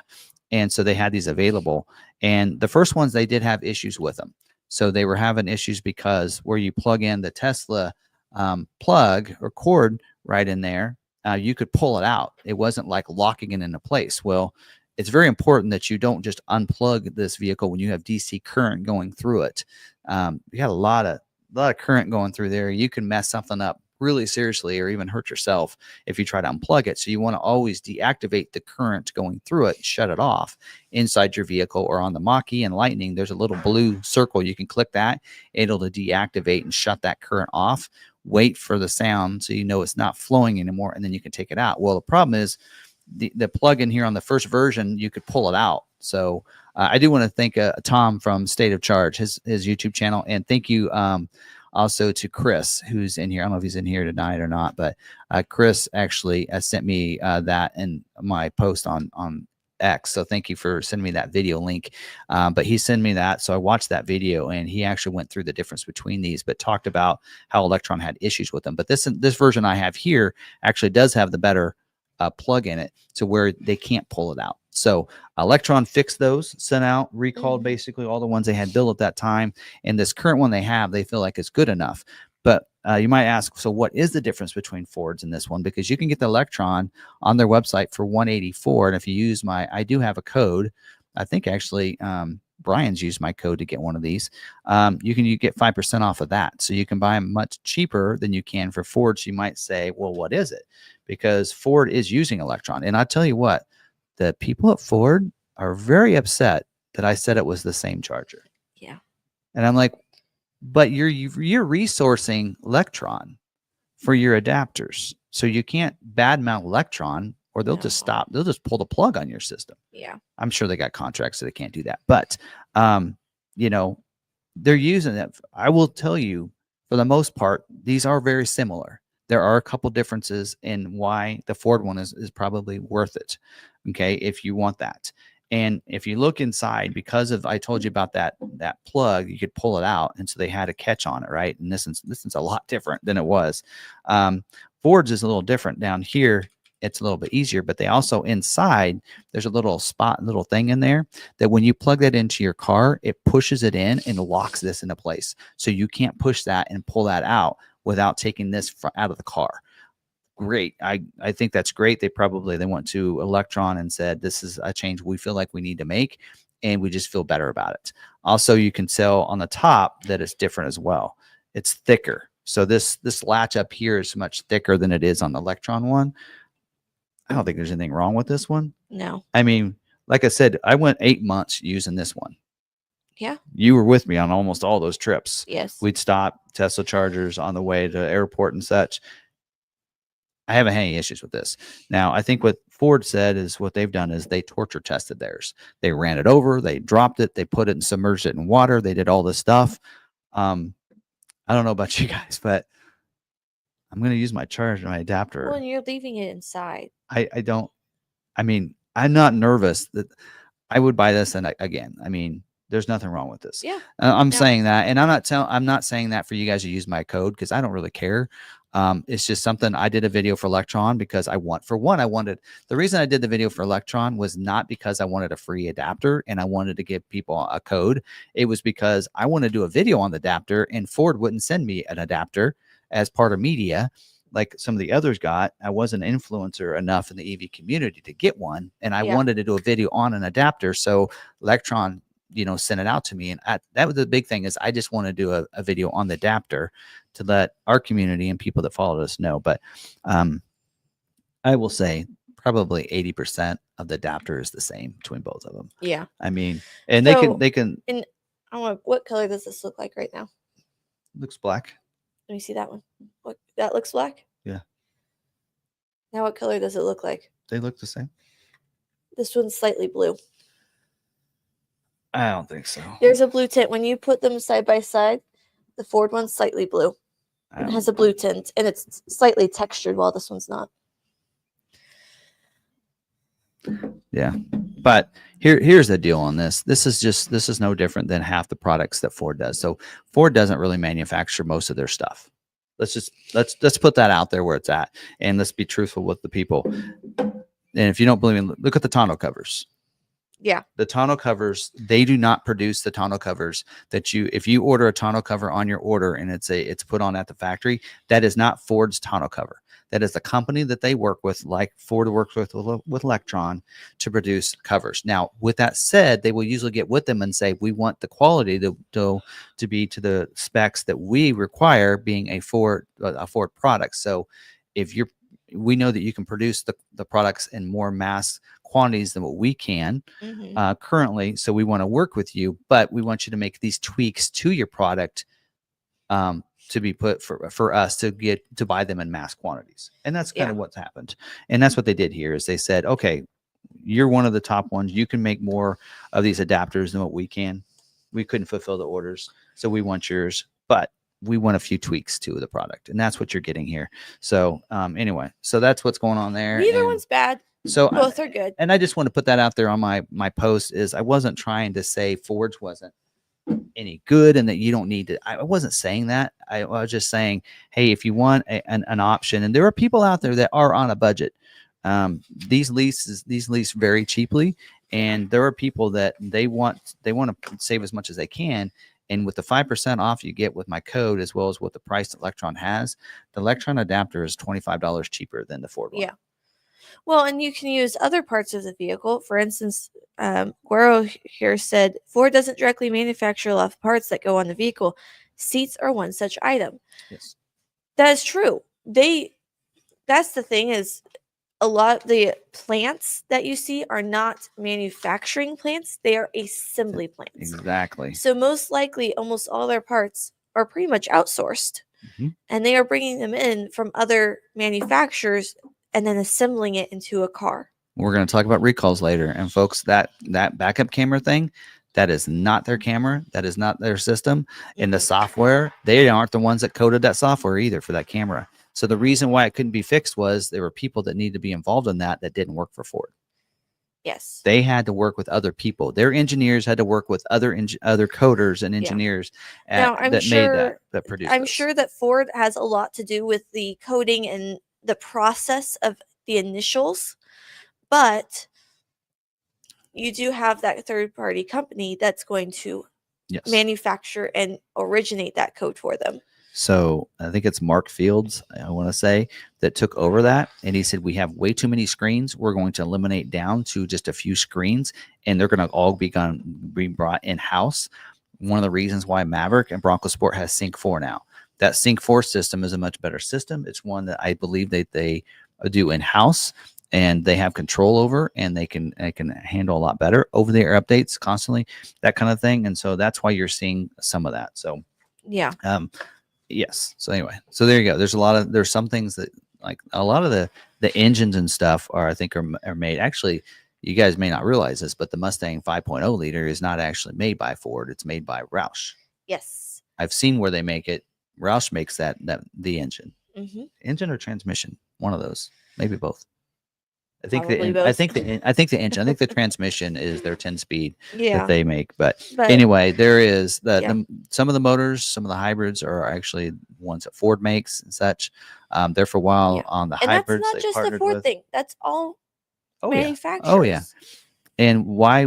And you can say, why would we have issues back when COVID was going on? When it came back, was there were some businesses that totally went out Like there were some that they could not get certain things. Well, Ford couldn't produce as much because they limit how many employees can be in one place at one time back then. And so and then you saw the purchase of vehicles go down as well. So they didn't have to produce as many. They couldn't produce as many as quickly. Therefore, they didn't need as many parts. So some of those factories shut down because they aren't getting the business that they need. Yeah. Well, okay. One of the features that your mom really misses in her current expedition, she had in the last expedition, was the hands-free liftgate. Yes. Why did they take that away? Well, parts availability. There was somebody that made that. Ford didn't make the part for that the kick thing, right? So they took that away. Wasn't because Ford didn't want to make it or they couldn't make it anymore. It's because the supplier that they worked with no longer made it. Yes. Or they couldn't, or they went out of business or something, or they couldn't make enough of them. You have these car manufacturers who, they can't do it all. They can't have all these parts factories doing all of this. And so what they've done is this factory is really good at making this bolt. This factory is good at making this part. And then they not only work with just Ford, they usually will work with more than one manufacturer and manufacture similar parts for each manufacturer. Yeah. Anyway, we've beat that to death. But anyway, I just wanted to point that out because I kind of felt bad in my post. I'm like, okay, I should. And on X, you can't edit your post. I was going to edit and take out same because they're not. Okay. I don't know. I still want to say that they're almost the same. I mean, there are some safety precautions, and the Ford one's maybe more durable. It's built Ford tough, right? Right? Mm-hmm. That kind of thing. But I don't know. It is. I mean, you get a Ford tonneau cover, and you order from the same company that the Gitzer's from, and you're getting a similar one. Anyway, so there you go. There's that. All right, let's get into recalls. Oh, you have 60 minutes to edit your post on X. Okay, well then I didn't do it fast enough. It wouldn't let me. Oh, it wouldn't let me do it. Now I don't pay for the premium account so that I can edit. Oh, and I don't like X anyways, so anyway, Instagram and Threads for me. There we go. All right, let's get into recalls.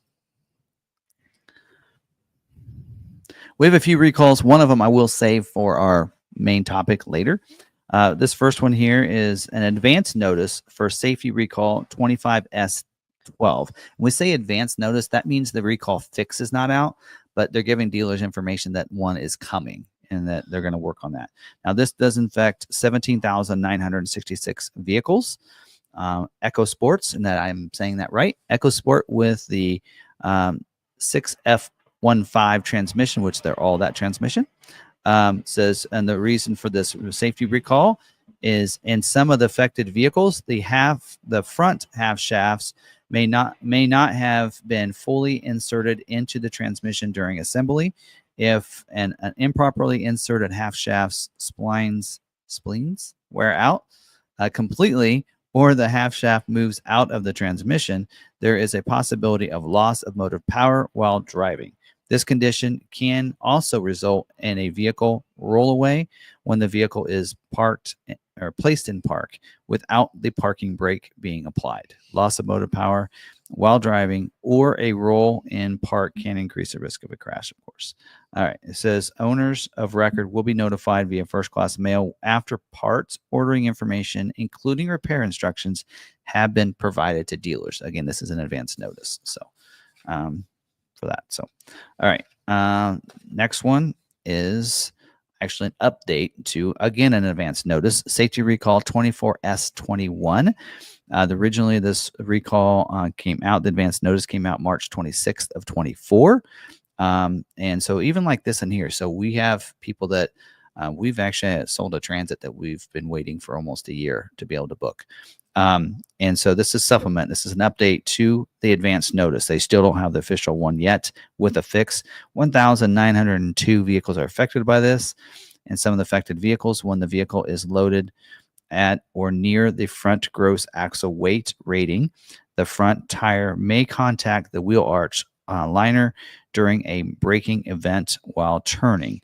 Repeated contact of a front tire with the wheel arch liner and body flange can lead to rapid air loss in a tread belt separation, which can result in a loss of vehicle control and increased risk of a crash. Now, this in here, the reason they did an update to this is they added the amount of vehicles affected by this. The build date range for the affected vehicles was incorrectly listed as stated as starting on December 13th of 23. The correct build date range starts on March 15th of 2022. So, and then they also updated the service action. So they have some information, but not the on some of the parts and such. So it does say owners of record will be notified once they have the repair orders and everything in place, just like the last recall. All right. This next recall is an update prior to sale 24U12 for 24 model year Rangers. So this program will be in effect through March 31st of 2026 for unsold vehicles or up to 60 days post warranty start date. So what this means is that you're supposed to take care of this before you take before the vehicle goes out. So 3,489 vehicles are affected by this. On some of the affected vehicles, customers may have a airbag warning light that is illuminated on the instrument panel cluster due to an out of specification connector. The airbags will still deploy during a crash event if that event meets the deployment threshold. Owners of letter will not be notified on this program because this is something the dealers are to do before it goes out. So, all right. Sure why I have the second page. There you go. All right. This next one is a customer satisfaction program as well, 24N08. And this is, again, this program provides a no-cost one-time repair to the driver's seat. Oh, wait, this affects certain 2021 to 2024 model year Bronco Sport and Escapes and 22 to 24 model year Mavericks.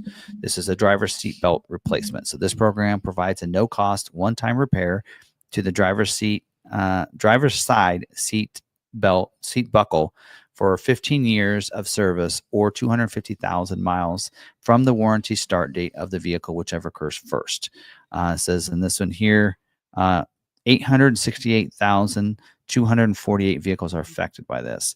And some of the affected vehicles, the airbag warning light will illuminate with diagnostic trouble code DTC B0050:13, which is stored in the restraint control modular memory as a result of a broken buckle sensor wire. Customers will also receive a seatbelt monitor fault message, and the driver's seat belt status will indicate a question mark in the vehicle's instrument cluster. Customers will still be able to buckle their seatbelt, and seatbelt pretensioner and airbag function will not be affected. So if that happens to you, you basically go to your dealer and you're going to get a free fix, right? It's a no cost one-time repair. So it does say owners are expected to be mailed the week of March 24th. Dealers should repair any affected vehicles that experience airbag warning light illumination with that code, whether or not the customer has received the letter. So anyway, so there you go. So you don't need to take your vehicle in and get this fix done. Just be aware that if you see that come up, then your dealer will be able to see that you have 250,000 miles in 10 years, whatever it was, to get it fixed. So, all right. And I have one more we'll talk about here in just a second. So,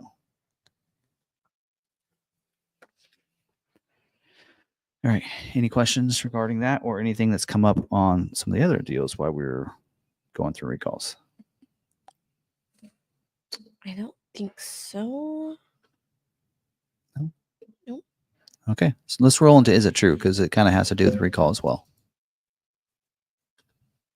All right. So I had some people posted to me that says about because they asked before the camera recall came out that they were told that their 25 model year Maverick is not been shipped out because of the camera recall. And I'm like, I'd love to see more information on that. Of course, I never received it back, but they said that the person had told them that it was non-shippable. And if you look in VinView for dealers, it'll see non-shippable, and they don't give a reason why. So this is where it's really funny because the dealer told them that it was a quality hold because of the camera recall. So like this is a situation where you have an uneducated dealer or salesperson that's assuming because there's a recall in the 24s that the reason their vehicle hasn't shipped and is under quality hold is because of the camera recall. There is no camera recall for the 25 model year Mavericks. It is a different camera system.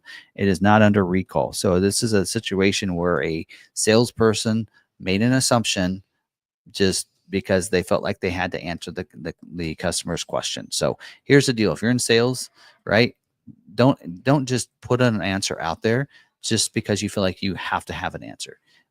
People don't expect you to be perfect. They don't expect you to know everything. So just be honest with them and say, you know what? I'm not sure why it hasn't shipped out yet. Let me go see and dig and see what information I can have. And sometimes you may not have a solution. Mine says non-shippable. It says quality hold. That doesn't mean that there's a problem with my expedition. That means it's being held for quality and double checking things. That's all it means. So anyway, so that's totally a myth. 25 model year Mavericks do not have a camera recall. So. Yep. All right. Anything else before we jump in? Can you elaborate on the Ranger airbag recall? I have a 24 Ranger Lariat, and you lost me on the dealer to take care of. Let's see here. Maverick. The Ranger, right? So the Ranger one is an update prior to yes. So this is an update prior to sale. So this means that your dealer would take care of this before you would take delivery of a 24 model year Ranger. So basically this here is does say in here the customers may have an airbag warning light that is illuminated on the instrument panel cluster due to the out of spec connector. The airbags will still deploy during a crash event if that event meets the deployment threshold. So basically, any Maverick or any Ranger comes in, there's 3,489 that's been flagged that was built between April 2nd of 2024 through July 16th of 2024. So if it wasn't built in that time frame, it won't have this particular recall. But what will happen when the vehicles come in or we have one, we won't be able to sell it. So if we go to try to report that to Ford, it'll actually pop up and say, this has this recall update prior to sale. And then we have to go to service and they have to initiate this and take care of this program before you take delivery. So if that were to happen, so it should be taken care of by the service department prior to you taking it home. Same thing that's kind of happened with all these Mavericks is that a lot of them did their paperwork in November and such, and then they went to go report it to Ford and they go, oh, wait a minute. They had to go some people actually drove these home and they had to go get them and bring them back and they couldn't take delivery of them. So it's kind of the same way. They can't take delivery until that recall is kind of fixed. So that's why letters won't go out to anybody because these people haven't taken delivery of theirs. It should be vehicles that have was an update prior to the sale. And if the customers did, then they can bring them back and get it done. So. All right. Does McArthur perform recall repairs via mobile service program? Wondering if I can get this done at local dealer without having to go in. McArthur does. Most dealerships should, because like for us, part of what you get for the qualification for FCP for the dealer, they have to hit a certain % of their service work has to be by mobile service. Mm-hmm. So mobile or online scheduling, I think both of those. And so, yes, so most dealerships will do mobile service. So they'll come to your house and prepare some of those. If it's something they can do there, right? If they can fulfill and do that work with things that they have on their vehicle, right? That they can carry with them. Some of them, like we have an Escape and we have a Transit. So the Transit will be the harder stuff that we might need jacks and different things like that. Whereas the Escape will go out for software updates and that kind of stuff. Right. Right. So you have different vehicles going out for different things. So a lot of these dealers can do oil changes via remote. So just contact your dealer and see if they do remote service and say, great, because it's a struggle for me to come into the dealership and sit for 30 minutes for you to do an oil change or whatever. Do you come to my work or my house and do that? Right? Yep. Hey, you got a day off, or say you're at work, right? And hey, my vehicle's going to be at work all day, right? Or all morning, all afternoon, whatever. You can still take lunch. You can figure that and plan that way. But the recall can be done remote. I talked about that yesterday. So most dealerships, like for us, you have to be within 30 miles of our dealership for that to be done. So Yeah. Okay. All right. Anything else? I did have. That's all the recall ones I have. Okay, well, we'll still be talking recall because we're going to talk about the Maverick recall, right? And this is the frozen camera recall information, and this really affected, and I think this is pretty big because it affected 268,427 Mavericks with this frozen camera. So this is your XL and XLTs with that basic infotainment system. If you have a Lariat Maverick, it wasn't affected by this.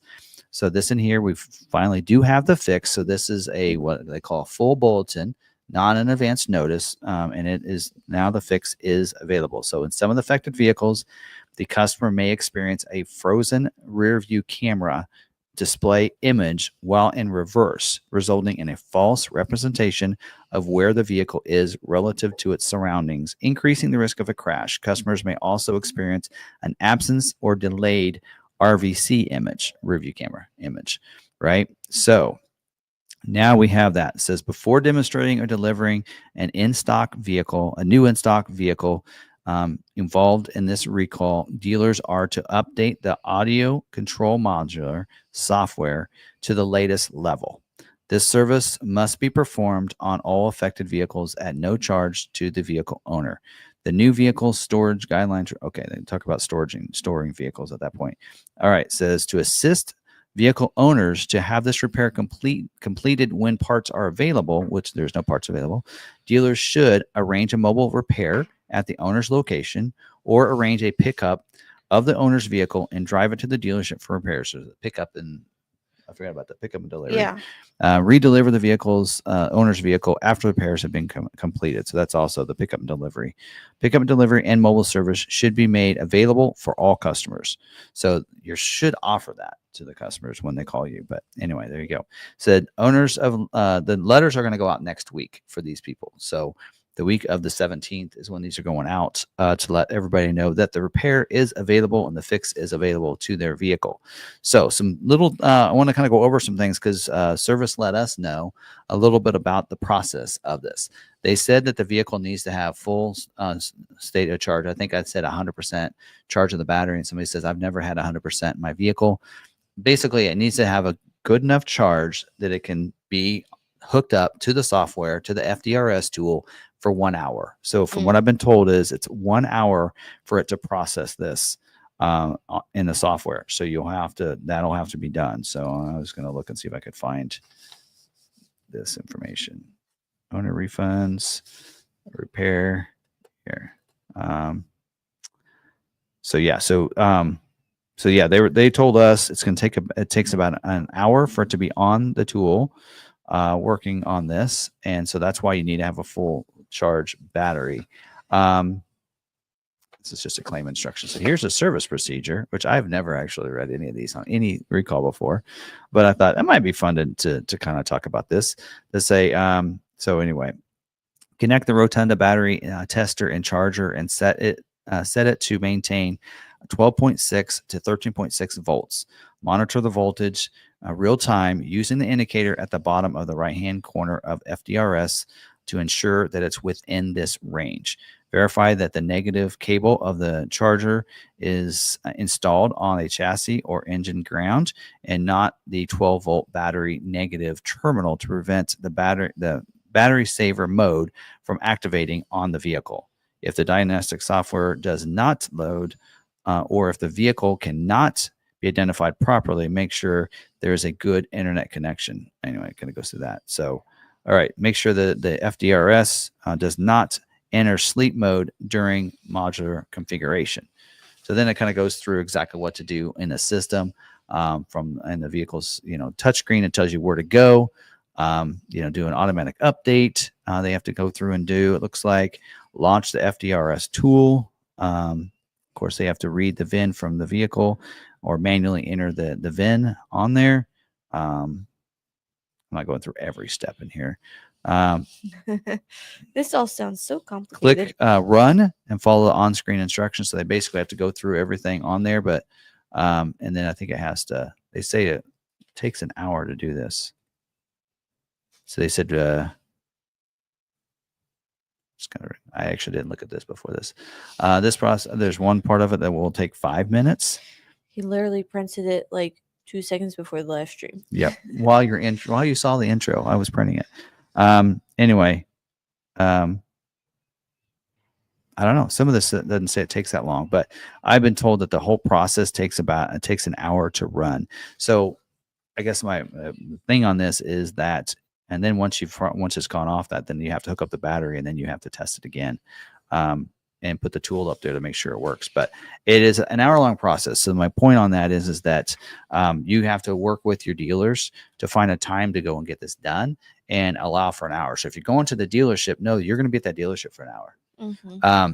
So I'd recommend doing the mobile service for this and have them come to your house or work to have this done. Or have them pick up your vehicle for pickup and delivery and do it that way. Because then that way you don't have to sit at a dealership for an hour. Unless you like walking the lot and seeing what cars the dealers have, which there are people that really like doing that. Evidently, a lot of our members like it because they like my lot walks. But anyway, so that does take a little while. So make sure that you know that. Now, also keep in mind that there are some dealers that want to take care of their sold customers because there are, a lot of you out there, you can still drive your car. If you have this recall, you're not telling you to bring your car, not to drive your car. Mm-hmm. So you can still drive it. But there are people that actually took purchase of their vehicles and didn't take delivery of their vehicles. So like for us, we got all those customers taken care of the first day. We had, I think there were 6 people and that had that. Mm-hmm. And so those 6 were the first ones that we got in. Now we're working through our vehicles on our lot. And I know that if customers come in, we'll move them to the front of the line. But there's a reason we do have all 80 of our vehicles on our website right now. The recall is not done on all 80 of those. It will take 2 weeks, 10 business days to get them all done. Right. And so they're not done, but you can still purchase one of those and we will go get it done right immediately. Right. It'll be the next one that gets done. And so that way you can still take delivery of that vehicle within that day. So that's what we'll do. So that's why they're on our website. Not all of them, the repair is done yet, but they will be done before you take delivery. And that's why we can go ahead and put them in there because we can complete the recall now for the delivery of the vehicle. Yeah.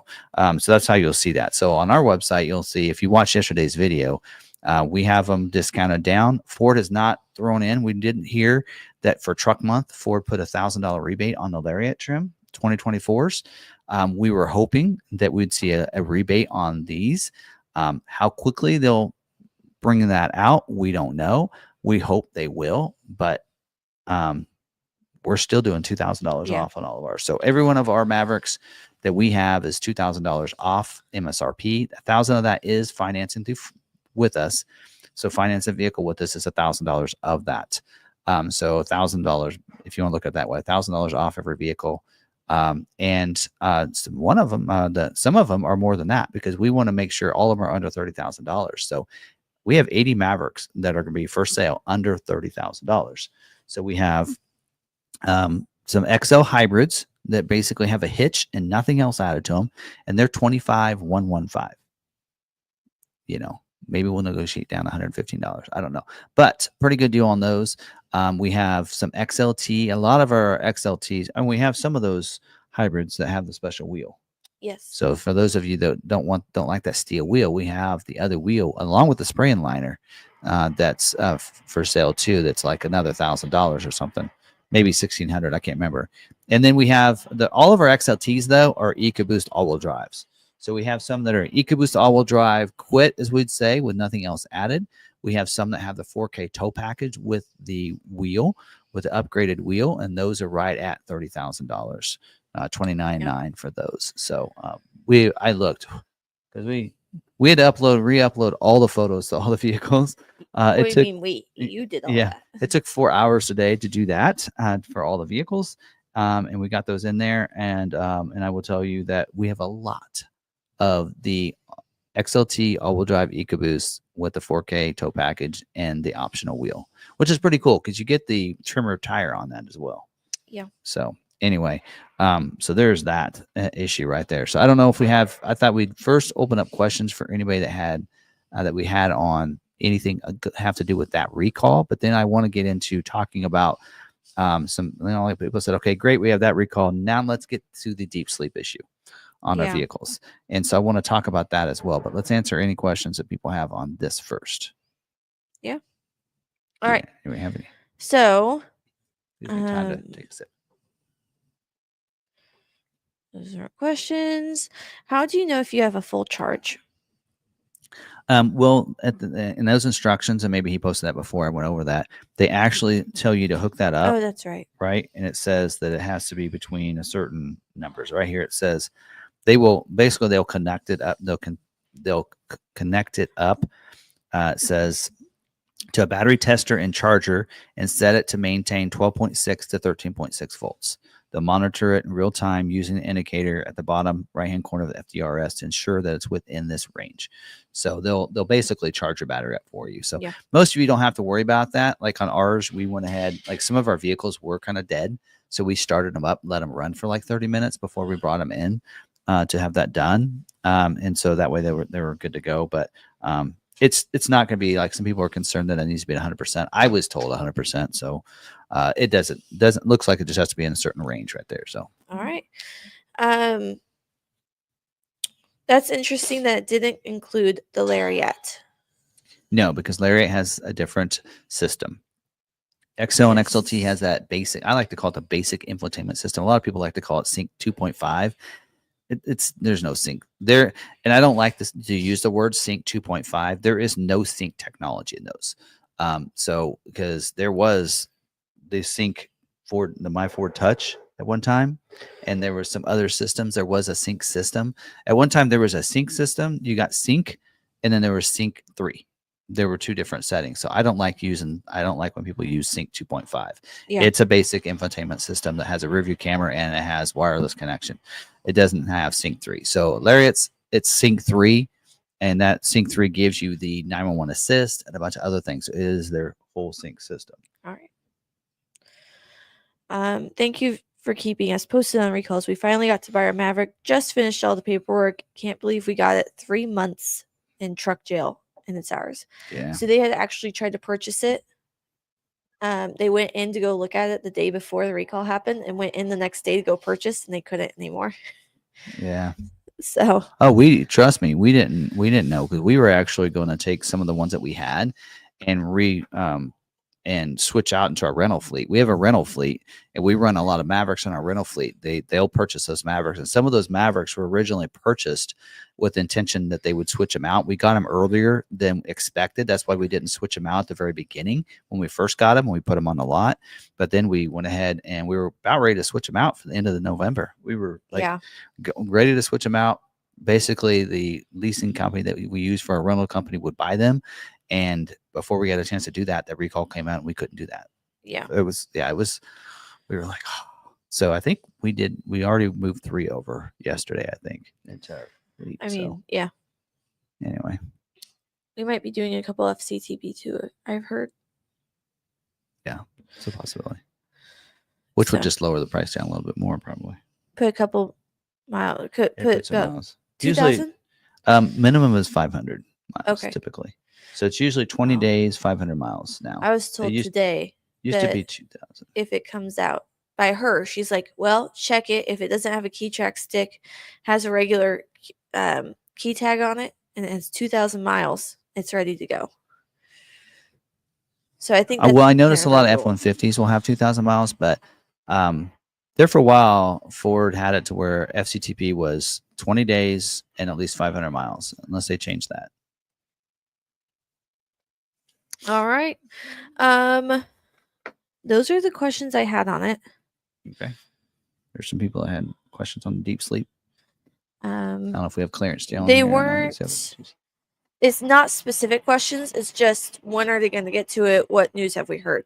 That's okay. For the deep sleep. Yes. Okay. So, all right. So here's the thing on deep sleep, because I did actually reach out to a contact at Ford and said, okay, now a lot of customers are saying they don't have the battery recall. So there's a battery recall that's out.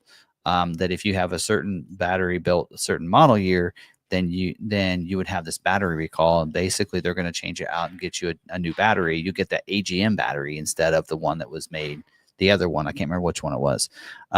But there's a lot of people that are saying, okay, wait, I'm having deep sleep issues, but I'm not under the battery recall. So just to kind of let people know, there is a difference between what's happening for people that are going into deep sleep and the battery recall. So the battery recall that's affecting those bad batteries, they're not going into deep sleep. They're shutting off while you're driving. Okay, so these are people that are losing that will go like you'd stop at a stoplight and it would go, the auto stop would shut it off and not restart it again. Okay, because we had a few of these around like November, December, where people are like, it was the holiday weekend and I was driving down the road and it just stopped. So that would be those people. So that is a totally different thing. So if it's a battery, let me pull that one up. Let me see if I can find that recall, because that is a totally different recall. Let me pull this up here. Deep sleep is a different situation. I'm going to talk about that and why there are some TSBs out there on the deep sleep issue, but I don't believe that you're going to see any kind of recall on the deep sleep, because I can tell you from my experience that you own a hybrid now. So welcome to that possibility of deep sleep. I mean, that's just, so you had trouble with your Fusion going into deep sleep, right? All the time. Right. But now that my husband drives it every single day, we have not had a single problem with it going into deep sleep. Question. When you drive here, how do you get here? What way do you take? Do you take the highway? He takes the highway. Bingo. So there. Okay, we'll get into this. Let me pull up this recall first, and let me talk about this, because that is a way to help it. Okay. So this battery recall says some of the affected vehicles containing a 12-volt battery manufactured by Camel Engineering, and it has the part number in there, located on the top of the battery. The battery may experience internal weld and or cast-on strap failures, which could lead to a sudden battery degradation while driving. If the battery suddenly degrades during a drive, it can lead to a vehicle that is unable to restart after an auto start-stop event, or experience a stall while coming to a stop at low speed. Either of these conditions may be accompanied by a loss of 12-volt accessories, including your hazard lights. A loss of motive power can increase the risk of a crash. So again, that is something, and it's for vehicles. It's 20 for the Maverick. It's 22 and 23 model years. So some of you out there have like 24 model year. That's not your vehicle, right? So these are vehicles built for the Maverick between February 3rd of 2021 through October 20th of 2022 for the 22 model year, and June 20th, 2022 through August 29th of 2022. And that really doesn't even affect all of the 23s. It's very few of the 23s. In fact, I think only those are the pre-production ones. So I think for the most part, this only affects the 22 model year vehicles, because most all your 23s and 24s won't have them. So this is different than deep sleep. So if a vehicle goes into deep sleep, so basically here's some information that I have. I'm going to read off, right? So there are minority. Wait, 1 second. What is deep sleep? Okay, so okay, great. Asking that. So deep sleep usually means that your vehicle will say that it needs to go into a battery saver mode, and for that reason, like your remote start features won't be available, right? But you usually can go out, depends on how deep the sleep it's in, it may be dead. So when it's getting low battery level of your 12-volt battery, it needs to start. Even your hybrid, the major battery component for your hybrid technology isn't what starts a vehicle, it's the 12-volt battery that starts it.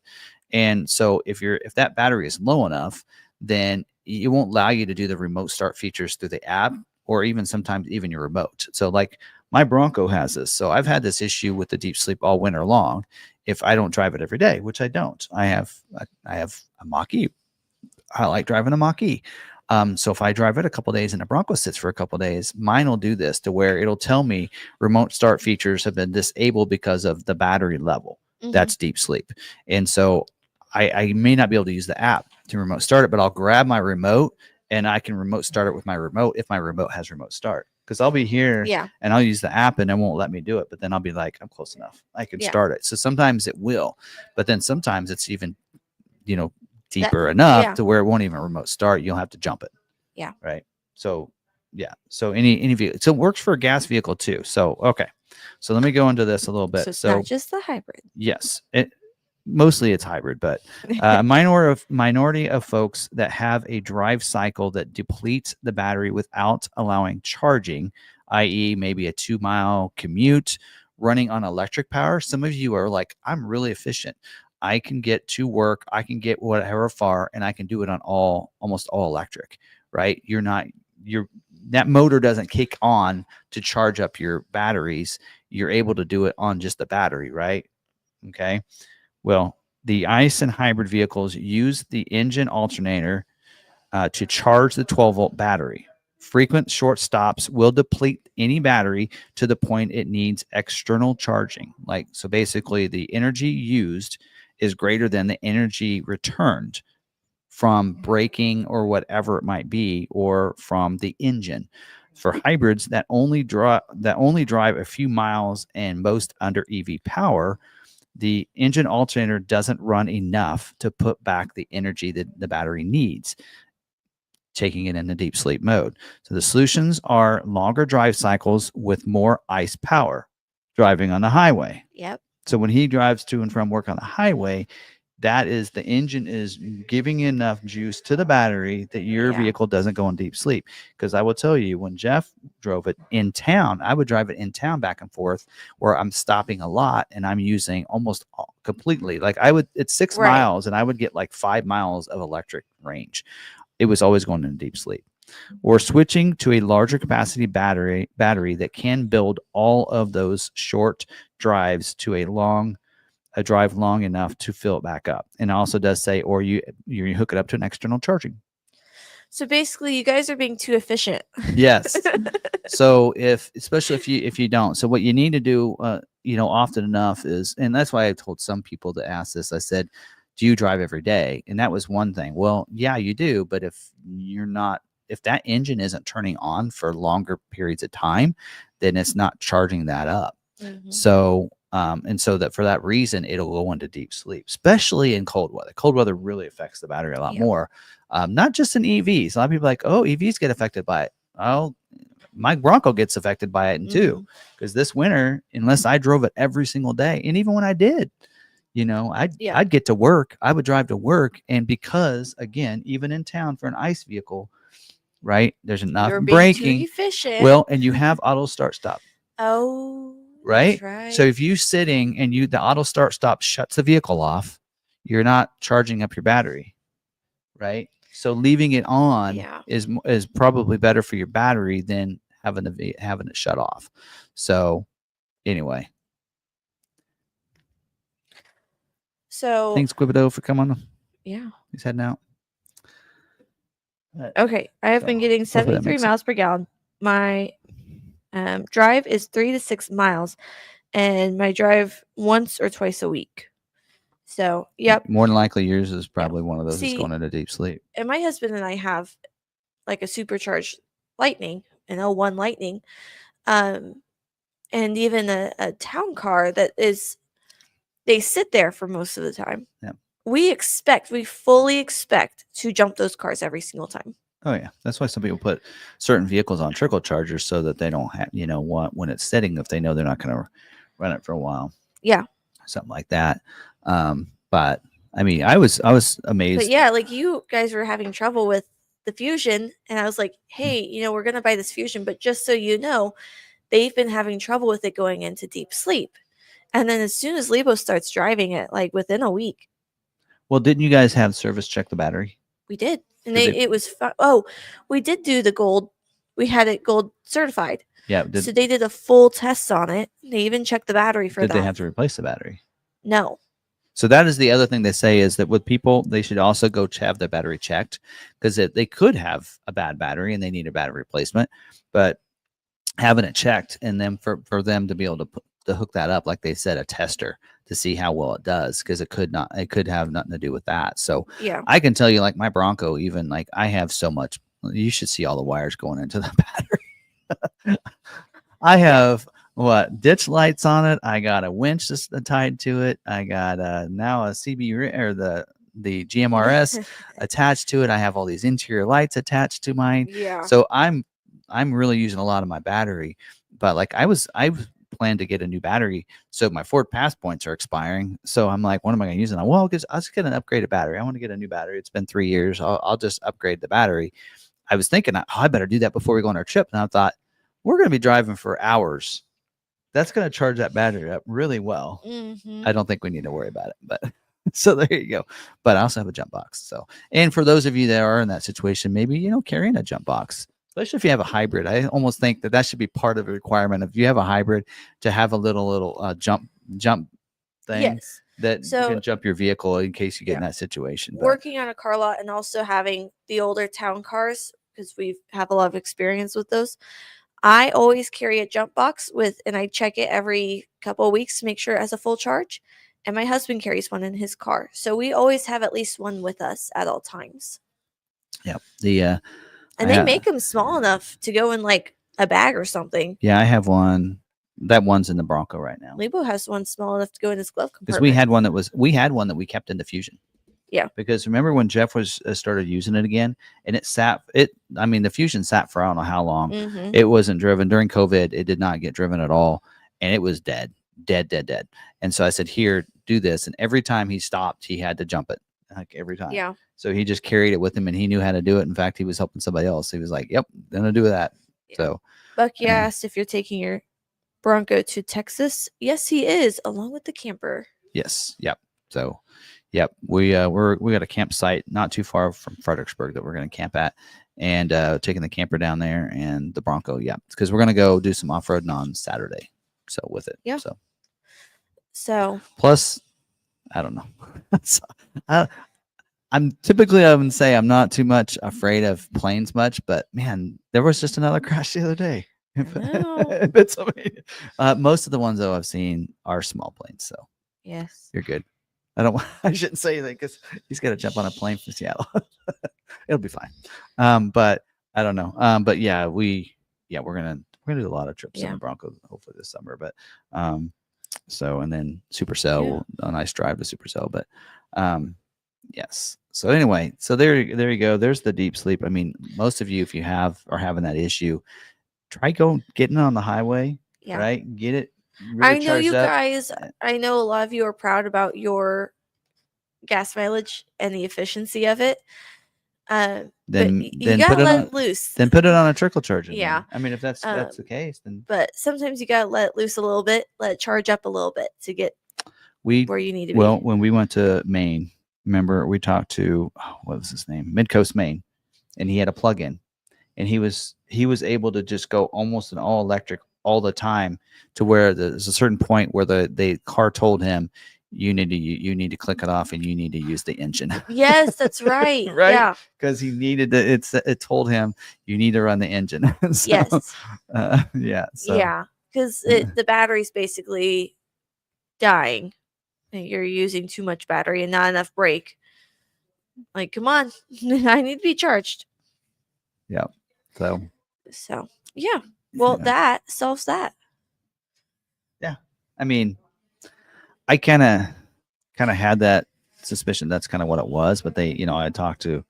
Well, and I think you had that problem and you weren't really aware of what exactly caused it, or, what, you just knew that you needed to drive it, but the too much efficiency is really where it's at. Yeah. Not driving enough, too much efficiency, not enough charging. So hearing just got to get it because the technical breakdown of why it does that helps. Yes, because like I said here, the basically on ICE and hybrid vehicles use the engine alternator to charge a 12-volt battery. Yeah. So with that in mind, if the engine's not kicking on enough, then you're depleting the battery more than you're using, especially if you remote start the vehicle in the morning. Right.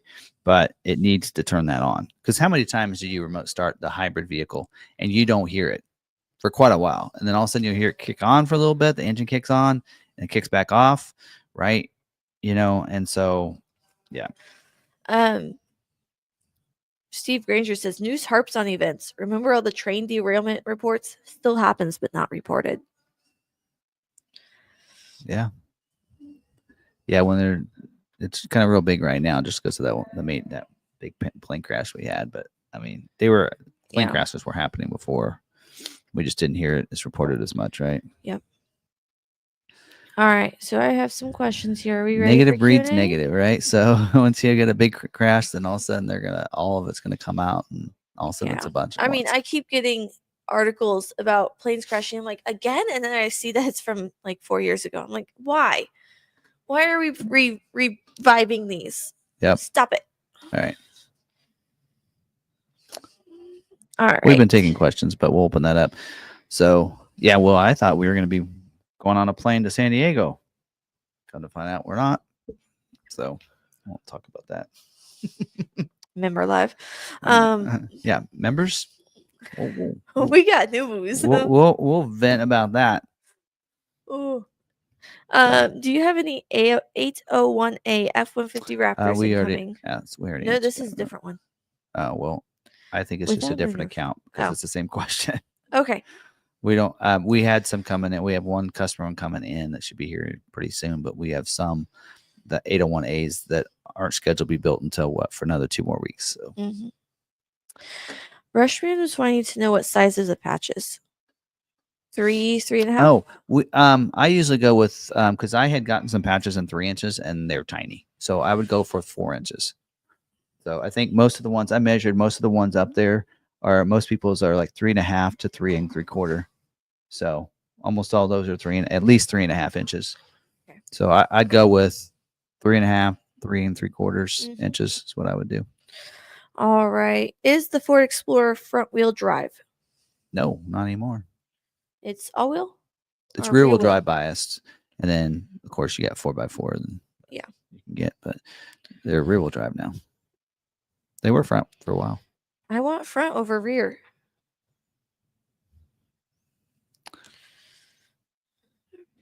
Anyways, I'm having Ford pass loose connection with my 25 Maverick every couple days. I have to keep doing reset to get it working again. Is this normal?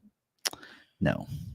One of the things you might try, I think your grandfather had this issue. I think one thing you could try is go into the system in the app, go ahead and reset the app or remove their vehicles in the app itself or that particular vehicle that you're having issues with. Go into the Maverick itself. There is a reset. They actually say it's a sync reset. So if you go into and do a sync reset and reset the system as well, and then retry it. So sometimes that will actually work. I know that your grandpa that had sync 4, that's got sync 4. His was having issues. We did that and it fixed it. So maybe try that and see if that helps it. But. Okay. Let's see. And when he says lose connection though, I guess.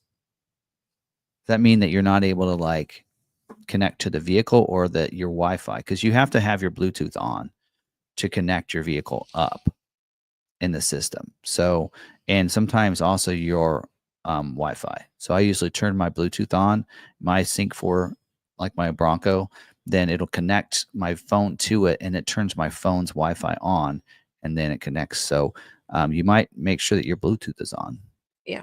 But it sounds like maybe he's losing connection when he's even driving or something. And I've had that happen to me when I had my Maverick. I always thought it was my Android Auto. But you had XLT, so you didn't have sync. So no, I plugged in. I believe it was Android Auto.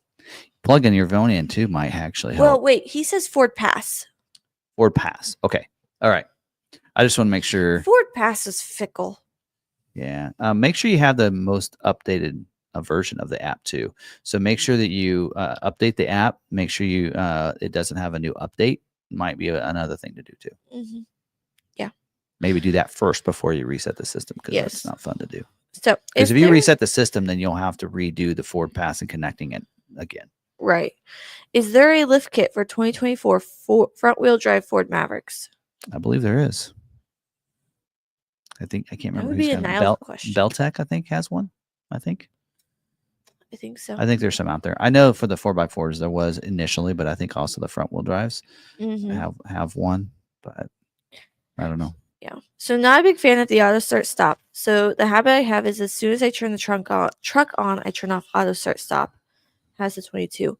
So that brings me to Another fun thing to do.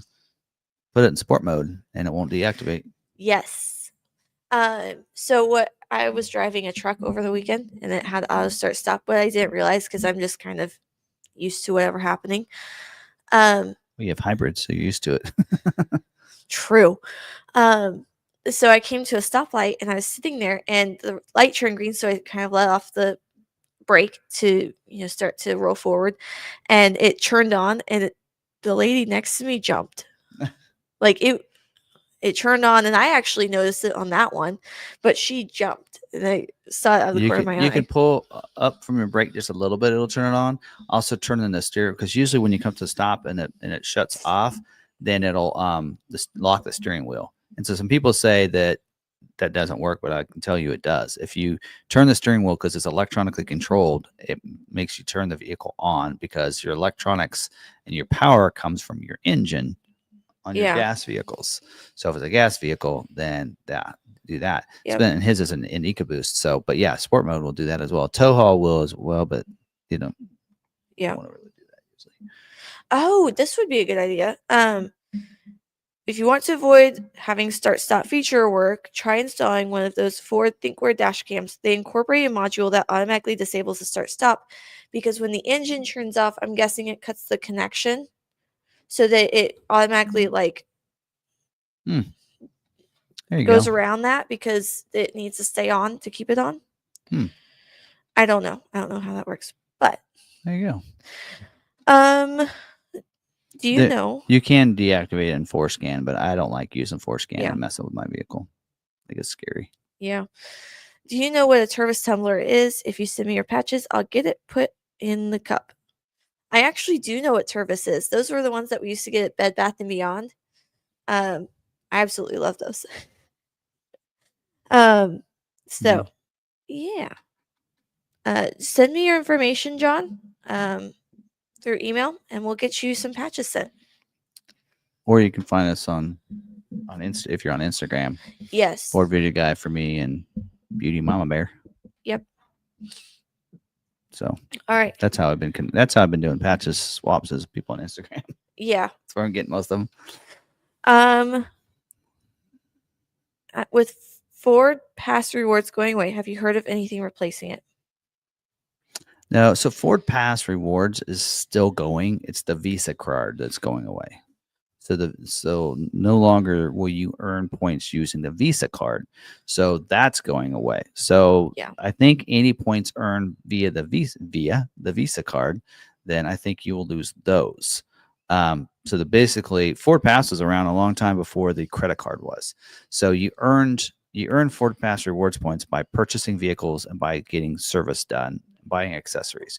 So when you buy those things, you do those services in a Ford dealer, basically stuff done at the dealership, that earns you points. That's how you earn points, is by different transactions. So, but you will no longer be able to earn points just by the Visa card transactions. So, which is kind of disappointing. So, and I'll be honest, ever since I heard about that, I haven't used my Ford Pass card. Even though I think there's been two different wordings of that on some places it says that May 27th is the last day that you can earn that any reward points can be earned, but it's almost making it sound like that you can still use the points after that date, but I don't know for sure. Yeah. All right. So update on the speed sign on the digital cluster. Oh yeah. Under settings, you can't remove it. I didn't think so. Okay. Yep. And then you did that one. Okay. So Moondoggy wants to know if there's cigarette lighters in those cars that go into deep sleep. No, most of the cars that are going into deep sleep are. Well, he's not necessarily saying it's got a cigarette lighter, but it's got a PowerPoint. Oh. And they will too. Oh, I don't know if they do. Those may not. No, I don't think so. Mine didn't. Oh, wait. Well, if you have the Lux package, it probably doesn't, because they upgrade that. That's right. The one in the back, I think, is round, and then I think it gets upgraded if you get the Lux package, where you get the outlet. So I think it depends on which one it is. I don't know. For 25 model year, I think they all are gone. I think it's all USB-Cs Yeah. and stuff. So, All right. anyway. Any other questions? Brandon said he got his recall scheduled through Ford Pass. Yes, you can schedule a service through there. Yeah. Correct. Can you touch on the 25 Bronco Sport Black Diamond discount beyond the 1,000 package, discount on build and price? Okay, I think it's $750 on build and price, right? If I remember right. So from what I understand, there's a package discount like we talked about on some of the others off of the window sticker of $750, and then there's a rebate. The other $1,000 is a rebate. So those packages get the rebate of $1,000 and a package discount of $750. So Right. So that's where you get your total $1,750 off. Okay. Will the dealer use ForScan to turn off the auto start stop feature? No. At least our dealership, our service department will not do it. I don't think so. Well, they technically theirs is FDRS.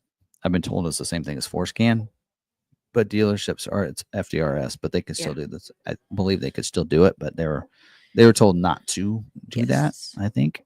Yeah. Now, if you find a tech, like we know one up in Virginia who has done a lot of work on his Maverick, and he actually has gone to the Carlisle show and helped out a lot of other people do things to their vehicle with the ForScan. So he was helping do that. So you might be able to find a tech that would help you.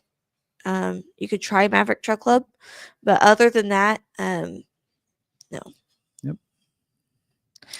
I was told my points were expiring. I never used Visa. So Jack, if you bought a vehicle, you are given points. But they will expire. So any points that you earn by purchasing a vehicle or whatever do have an expiration date. They have to be used like 6 months or a year. I think it's a year from then, and then every so often they will expire. Yes. So without using the Visa too. So yeah. So can Law McArthur put in a tonneau cover? Yes. Do you? Oh wait, we did that one. Okay. This was an interesting one. My nephew is an engineer at Ford. He drives an Escape plug-in and uses no gas unless he drives somewhere besides work, as he charges for free at work. There you go. Yep. All right. And then John asked if we got pictures of the 25-26 Ford Maverick vans from inside design to commercial rack and shelf company. Don't think they have. Camille also asked about updates on the van. No, we haven't. I mean, so Ford told dealers at a Ford dealer meeting that there was a van coming. They didn't show any images or talk much about it. They just said it was a van coming. So basically it's a replacement for the Transit Connect. It's going to look like the Maverick in a sense. So it's going to be a Maverick van. I don't know if they're going to call it a Maverick van or what they're going to call it, but it looks like the Maverick, but it's a van. But they didn't. The only thing that you found is any spy photos. Kind of the same way on the 25 Maverick when it came out. I mean, Ford never told us or showed us anything to dealers, right? And then the spy photos came out. That's all you knew. So, and I touched on this today when I was talking to Sue. We as dealers don't get a lot because they used to get leaks from the dealers. The dealers would see the information and start telling their customers or start telling people. And then it got out, and then it was here and there. And Ford was tired of their stuff getting out before they were ready for it to be out. So they stopped telling dealers. They tell media, but we have to sign a contract that we can't tell anyone. Mm-hmm. And so at that point, we're media, we're not dealers. And so, they don't tell dealers anything. And I don't know anything, but if I did, I wouldn't be able to talk about it if I signed an NDA. Yeah. Like Bronco, we know nothing. No, they're keeping it very tight and close to the vest with Bronco.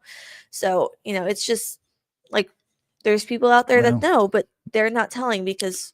And to be honest, Ford's cracked down on that. And I really thought we would, because we were invited to 3 embargoed events for 25 model year, the Expedition, the Maverick, and the Bronco Sport.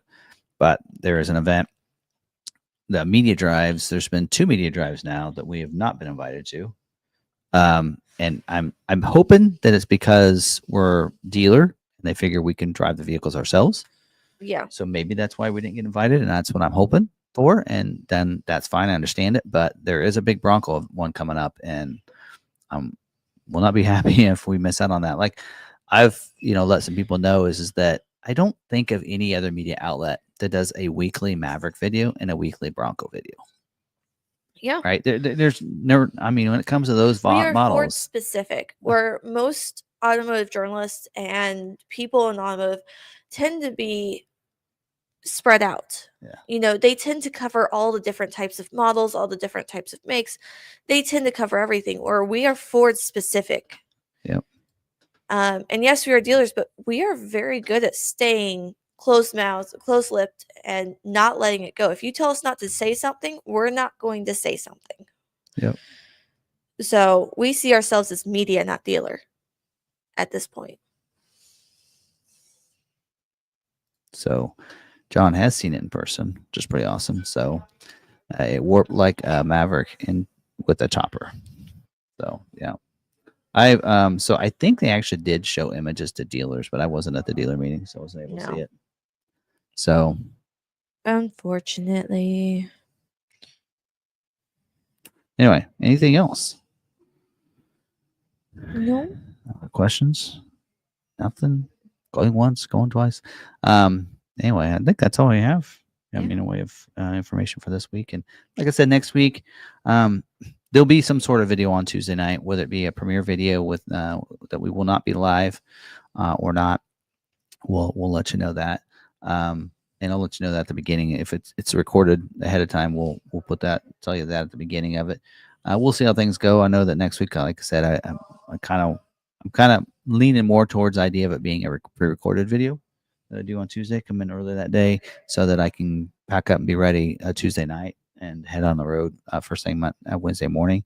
So that's probably what'll be happening. But we'll definitely make sure we get you the content that we normally get you with the scheduling notes and dealer news updates and everything else like that in a video for you guys. And may not have a topic of the night, but at least get you the general, information and everything. And then that way it gives you. I know that a lot of people do like hanging out here and chatting with each other in the community and the chat, and so we want to make sure we can provide that if possible for everybody. So that's why we'll do at least a video where we go over all that stuff for at least 30 minutes to an hour for you guys to be able to do that and catch up with each other and what's going on and all that in a premiere video, which you can do. So anyway, yeah. All right. My video with Kelly is live on Thursday. This Thursday. Yes. All right. It's already been 2 weeks since the last one. Yeah. All right. So make sure you check that out on All Women Driven.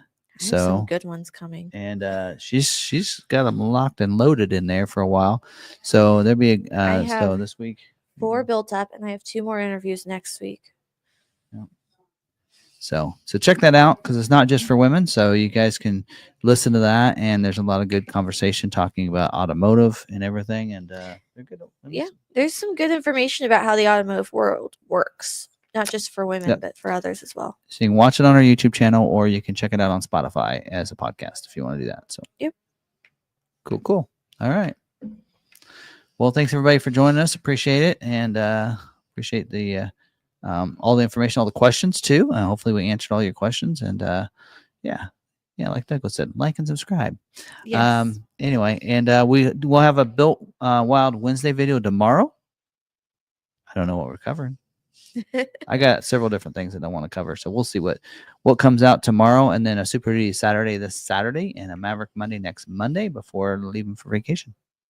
That's right. So a lot of things planned for you guys. So hope you guys check out those videos and our shorts that have been coming out as well. We've been really enjoying those as too on this channel, or you can find those on on my Instagram, Threads. I'm putting them everywhere right now. So anyway, all right. Well, hopefully you guys have a great week, and it's getting nicer out. So enjoy the weather. And other than that, you got anything else? No. All right. Well, if there's nothing else, make sure you guys have a great week. Stay positive, be kind to one another, and be kind to yourself. And we'll see you guys later.